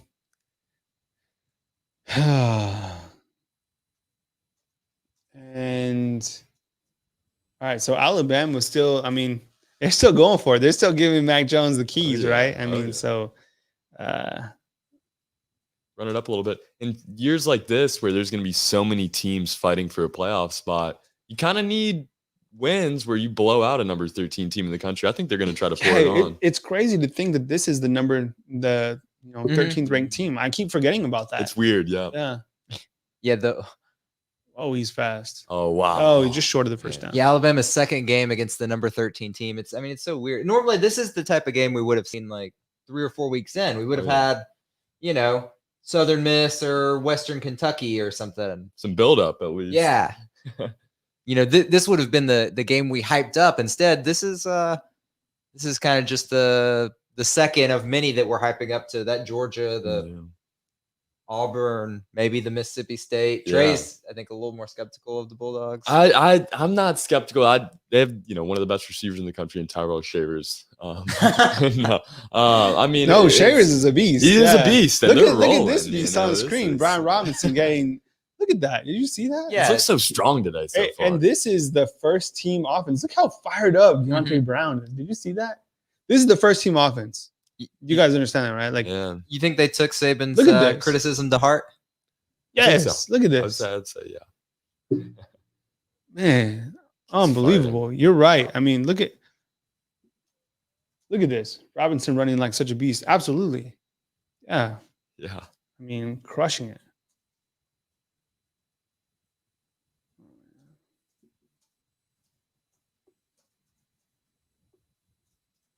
See if they can punch one in here. Yeah, and Medic Man is saying, pray for the president. I think everybody, praying for everybody who had COVID. I know the president, I haven't really looked for an update just yet. I mean, we've been watching the game, but I know that, he went out to Walter Reed Medical Facility, and that's where, they take the president in certain situations like this. So, yeah, I mean, I think obviously, the president and everyone really who has been in contact with the virus. I mean, we know people, within this room who have been infected by the virus or how to deal with it. And it's no joke, obviously. I mean, it's so prayers to everybody who's dealing with anything like that and, going through anything, within their personal life. I get it. I mean, life is full of, turbulent times. So prayers out to everybody who has to deal with that. And, we'll definitely look forward to an update from the president, as we go forward. So yeah, thank you, Medic Man, for that. Appreciate it. This game right now, you got Alabama 42, Texas A&M 17. Looks like they're going to try to put one more touchdown on, and then maybe we'll see another quarterback, right? That's kind of what you guys said. Yeah. Right? Yeah. Probably at this, time, Mark 2, we were talking at the half, and Tyler made a good point. There's just too much time in the game at that point to start to have that conversation. But now A&M's not going to have enough time to get back in this game. I think at 49-17, we get a chance to see Mr. Young again. Excited for it. So it looks like Alabama is going to kick another field goal, which will make the score 45-17. I'm curious about this, and maybe you could help me out with this, Tyler. Maybe I guess we'll have to ask. Let's see. Mm-hmm. So Will Reichert hit the first one. Yes. So he's one of one. Mm-hmm. This is Will Reichert again, right? Mm-hmm. Because the reason I ask is in our stat system, it says Seth Small. Oh, Yeah. which is obviously wrong. So Yes. Will Reichert is now 2 of 2, 3 of 3 on the year. Mhm. It was a 10-play scoring drive, 68 yards, 5 minutes and 32 seconds. And Alabama leading Texas A&M 45-17. Mhm. And now, do we see one of those younger quarterbacks, Trey? Yes or no? I think yes. I think Alabama's going to get it back. Maybe 5 minutes left in the game, and just let them loose. Let them get a drive. I think we will see Bryce Young again. I don't know about Paul Tyson quite yet, but you never know. I mean, this is it's a chance to test some things. So it could be anybody. What do you think, Tyler? I mean, yeah, I definitely think Bryce Young's coming back out. Actually, just to change the subject a minute. So Kellen Mond needs 60 passing yards exactly to cross the 1,000-yard threshold against Alabama for a season. That'll give him 1,000 passing yards. So do y'all think he can get 60 more passing yards in this one? Yeah. Yeah, I think so too. Yeah. I mean, I think, that's somewhat of a big deal, especially, freshman year. I don't know that he played the full time in that game. So, he's going to finish with probably maybe like 1,100 passing yards against Alabama. All right. And for all our Florida State and Jacksonville State fans out there, I have a score update. Florida State has taken the lead. No. 28-24. You still got, it's the third quarter with 5 minutes remaining. Yeah. So you're saying the Gamecocks still have a chance? Absolutely. Yeah. So Florida State looking for their first win. This is actually Jacksonville State's first game. Yeah. Wow. Yeah. And I think if I'm correct, I think they're only playing maybe this game, maybe 2 or 3 more, because I think they're still set to play in the spring. I'm not sure. I haven't kept up with Jacksonville State as much as I should this off season, but yeah. And you were saying your dad went there? Yeah, my dad went there. So my dad not watching the Alabama game right now. I don't think watching. Probably on a tablet watching the Jacksonville State game right now. What channel is that even on? Yeah, I can't imagine it's on a channel, but for all I know, my dad's watching someone streaming on their phone, but my dad is watching that somehow, I believe. All right. And as we're back, we're kind of, all curious to see if another quarterback will come in and take over for Mac Jones, who has had a fantastic day. And 19 of 26, 372 yards. The offensive line has done a fantastic today. They actually just showed a graphic of the offensive line. It said it's the heaviest offensive line ever under Nick Saban. Wow. Some big boys. Yeah. And you got to think, when you have Evan Neal, 6'7", 360 pounds, he clearly adds to that. Yeah. Yeah. He's a big piece of that record-setting offensive line. That's for sure. Yeah, they and the thing about them too, this game, they've kept the intensity in both halves. That's the one area that really slacked in the second half was the O-line. They've looked good in the second half here tonight. Got to wonder how they're going to do for Mr. Young. I know he struggled a little bit just because he didn't have much protection. I wonder if he has a little bit more time in the pocket if we see some better throws. Yeah. All right. Let's see what's going to happen here. 45-17 as Alabama looks to close out this game against there's those 60 yards. He didn't quite get it, but he's clearly going to go over that 1,000 yard. I wonder if he would be like the highest yardage total player ever, where he would rank. Yeah. Against players who might be something that I'll get to in the stat bombs. What about, I guess like Cam Newton, right? Are you talking about in their career? I'm talking, in their career. So no, because Cam Newton just came in and did the one season. So it was just the one season. So who else? Johnny Manziel had a couple big games, but I don't think he would have hit that. I think he'd be just shy of the 1,000-yard mark. He's probably around 800. Yeah. 750 passing yards, I would say. So Mond might be the guy. You'd probably have to go back to a 3 or 4 year starter. Yeah. So Auburn hasn't had a guy put up a lot of passing yards recently. What about a running back? Is there a running back out there that's been like highly efficient over his career against Alabama? Probably not. That's what I'm saying. That's why I'm asking. Kellen Mond. You could ask Kellen Mond. After the game, like Kellen, I know it was a tough loss, but you've accumulated the most points ever yards ever against Alabama. Yeah, if you frame it like that, just has anyone consistently had that sort of success? Sure. No, I don't know. Hunter Renfrow comes to mind. Well, I was going to say Yeah. Hunter Renfrow. Now he's scored. He's caught some yards, and Man. it's crazy. He's talking about the Raiders. He plays for the Raiders. Yeah. He's And I wide see- receiver 1. Yeah, now. yeah. Yeah. I see him out there in Henry Ruggs, and I mean, It's a weird. I know, yeah. I know. It's Yeah. cool though. But I mean, that's probably the short list of guys that are in the conversation. All right, fam. We're gonna break out of here with like 5 minutes in the game and kind of reset, and then get ready for the call-in show right here at Bama Insider, and then we'll take your calls. So probably like within 5 minutes, we're kind of dip out, reset, and then we'll come back. And Kellen Mond certainly got that 60 yards, I would assume, in this drive. So he now has 1,000 yards. This is from Tyler, all-time yards against Alabama, which is really unbelievable to think about. Well, that's just passing yards. He's got another, like, I think 300 rushing yards against Alabama. So Yeah, but I think overall, when you look at this game, I mean, Texas A&M might put on, some points here, and it might be 45-24, which is pretty much the same score as it was last year. yeah, Right? I mean, I believe like- it's 47-28. But yes, yeah, right it's there. the same thing, and kind of the same feel of the game. It's like Alabama took control, and then kind of Texas A&M kind of just fought their way along. I'm curious to get Jimbo's comments after the game as well. Of course, post those press conferences right here on Bama Insider. Oh, Christian Harris. Yeah, it looked like he tried to cheat it just a little too much. Couldn't get. Man, he's all over the place. yeah. And Alabama's first team defense still in. Yeah. Yeah. And I think you've got to, that's probably the coaching staff sending a message to their players. Y'all need to stay in. You need to finish strong. Sure, You didn't do that last week. Good coverage overall. Maybe a bad ball. I mean, Kellen Mond's thrown some terrible passes, inside the red zone. Wow, he was just inches away from that. It's amazing that they have the technology to get the pylon footage right to the camera, right? I mean, when you look at the production of it. When are we going to get our pylon cam? I don't know. So need some more super chats. Yeah.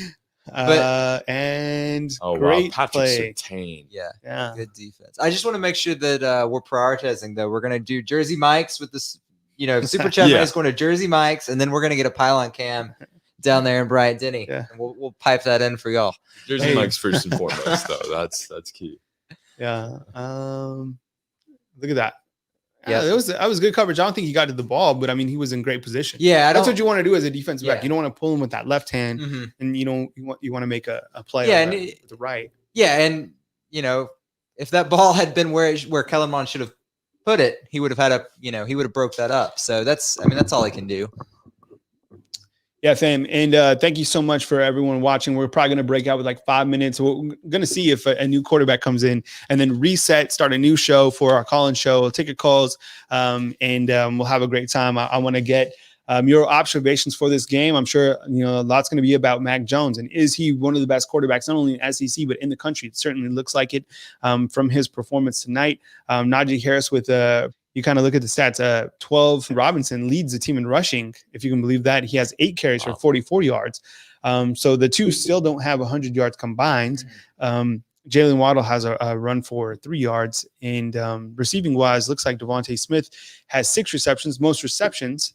But it's Jalen Waddle, 142. So you look at Jalen Waddle from his last week's stats, which were 8 receptions for 134 yards. And today he has 5 receptions, 142 yards. Yeah, right there. 2 touchdowns, and tonight he has 1 touchdown. You mentioned that was interesting. You mentioned the rushing stats for B-Rob and Najee together. Does that bother you, Kyle? Like, are you concerned about that stat?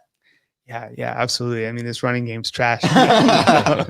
No, I mean, I think that clearly, what they wanted to display going into this game was kind of flex on Mac Jones.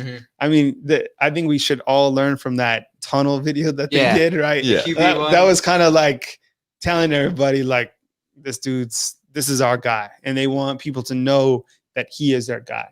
Because I think coming into the season, people didn't know if he was the guy. Yeah. And what he's been able to do throughout these first couple, it's been really amazing to see him in action. Oh yeah, definitely. And if anyone doesn't know what Kyle's talking about when he says the tunnel video, we have that up on our Twitter. You may have to go back a little bit through the game updates, but we got that up on our Twitter last night, I believe, right, Kyle? The Mac Jones video. Yeah, I would go look at that. The QB1 video. I mean, I thought that was well done, well put together by Alabama. All right. So we got. I'm just kind of waiting around before we kind of close out. I want to see if they get a quarterback in and kind of just see, and then we're gonna reset, come back with it, and then we'll take your calls on the Bama Insider Call-In Show. Kyle Henderson, the Bama Insider. We got Tyler Waldrop. We got Trey Anity. When you guys call on the show, you'll be connecting with Tyler Waldrop. He'll be the producer of the show, and then we'll have Trey Anity as well. So let's see what can happen here. We got 7 minutes left, and see if they can do. I mean, the line on this game was 17, and that's a touchdown. Right over Dylan Moses. Kellen Mond has thrown another touchdown. Yeah. I mean, so Alabama, so now they allowed 19 in their last game. Mm-hmm. They allowed 24 in this game. How do you think they've kind of handled this second half? I mean, I think this is everything you want to see from, I think, both sides of the ball. The offense, like we saw the offensive line and Brian Robinson run hard when he got in the game.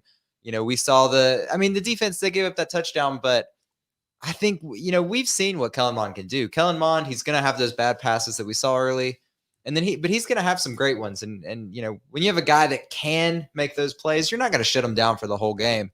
But I mean, I think the intensity has remained high. We'll see how things go for the last 7 minutes or so. But Dylan Moses just got worked. Yeah, and that's maybe the second one he gave up. I don't know that we should read too much into that. Yeah, it's not like he's gonna be. I mean, how many times is he going to be in coverage? I guess, but maybe if teams add that to their schematics, like we want to go towards Dylan Moses because he can't cover. That was our number 0 guy, right? Yeah.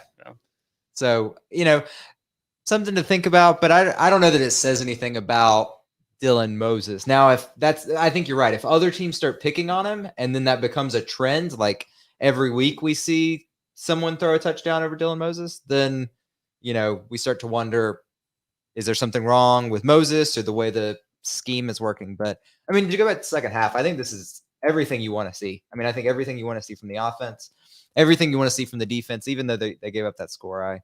I think this is what the Saban was hoping for when he got after those guys.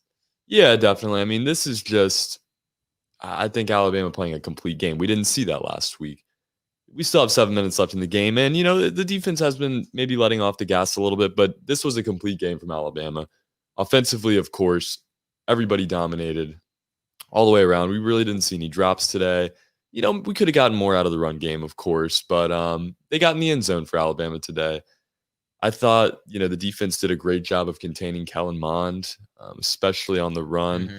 Let's see, he ends up with, right now after that drive, he is down to 19 total rushing yards. So I don't think he's going to get to the 65 mark. Maybe he'll burst out for something. I forgot about that, yeah. And then Anaya Smith, too, for Texas A&M. The 2 touchdowns, he's had the best day out of anybody on this team. So you got to give credit where it's due, but I think Alabama played a great game, and this is something to build off of. This is number 13 in the country, even though that's a little bit hard to believe. Mm-hmm. All right, let's see how much time's remaining, and then remember, stay with us for the post-game show. We're going to end this show, start a new show, get everyone back in, and we'll, of course, have Nick Saban's press conference. We'll also hear from Jimbo Fisher, so a lot still to go over as Alabama closes out their second victory and moves closer towards that third game. Now with Ole Miss, game will be in Oxford next weekend, and I think that game's a 5:30 game. Yeah, I believe you're right. I think it's 5:30. More night games, which is something that's we were talking about. Is Alabama ever going to play at night again last year? And now it's this year. Alabama, this might be one of the only afternoon games we have. All right, and let's see who comes into the game at quarterback. Here we go. Jalen Waddle still looks like he's kind of like hobbling just a little bit. Did you see that? Just favoring it a little bit. Clearly wasn't like nothing was wrong with him. It looks like we got a score update from Kentucky and Ole Miss. And it looks like that game is now tied. Wow. 28-28. Mac Jones is back in. So Mac Jones is back in. Okay. All right. Wow. Riding QB1 to the end. You got Brian Robinson in the backfield. Najee Harris with the easy day. 2 touchdowns. Ooh. Okay. Mac Jones is back in to take a loss on that one. But I think when you look at him, he hasn't forced a lot of bad passes, right? No. Some of his incompletions, they've been forced incompletions. Mhm. The tipped interception, I mean, tips happen. It was a good play by Texas A&M's defense. It wasn't like he lofted one where it wasn't supposed to be. And as you look at the schedule right here, on CBS, you got Ole Miss, Georgia, Texas, Tennessee, Mississippi State. It's going to be interesting week to week. Is this? Look at that. I don't want to use Brian Robinson. Okay. I don't want to use the word mistake, but Wow. what is the thought process in leaving Jones in right now and not getting Bryce Young some reps in the year of COVID?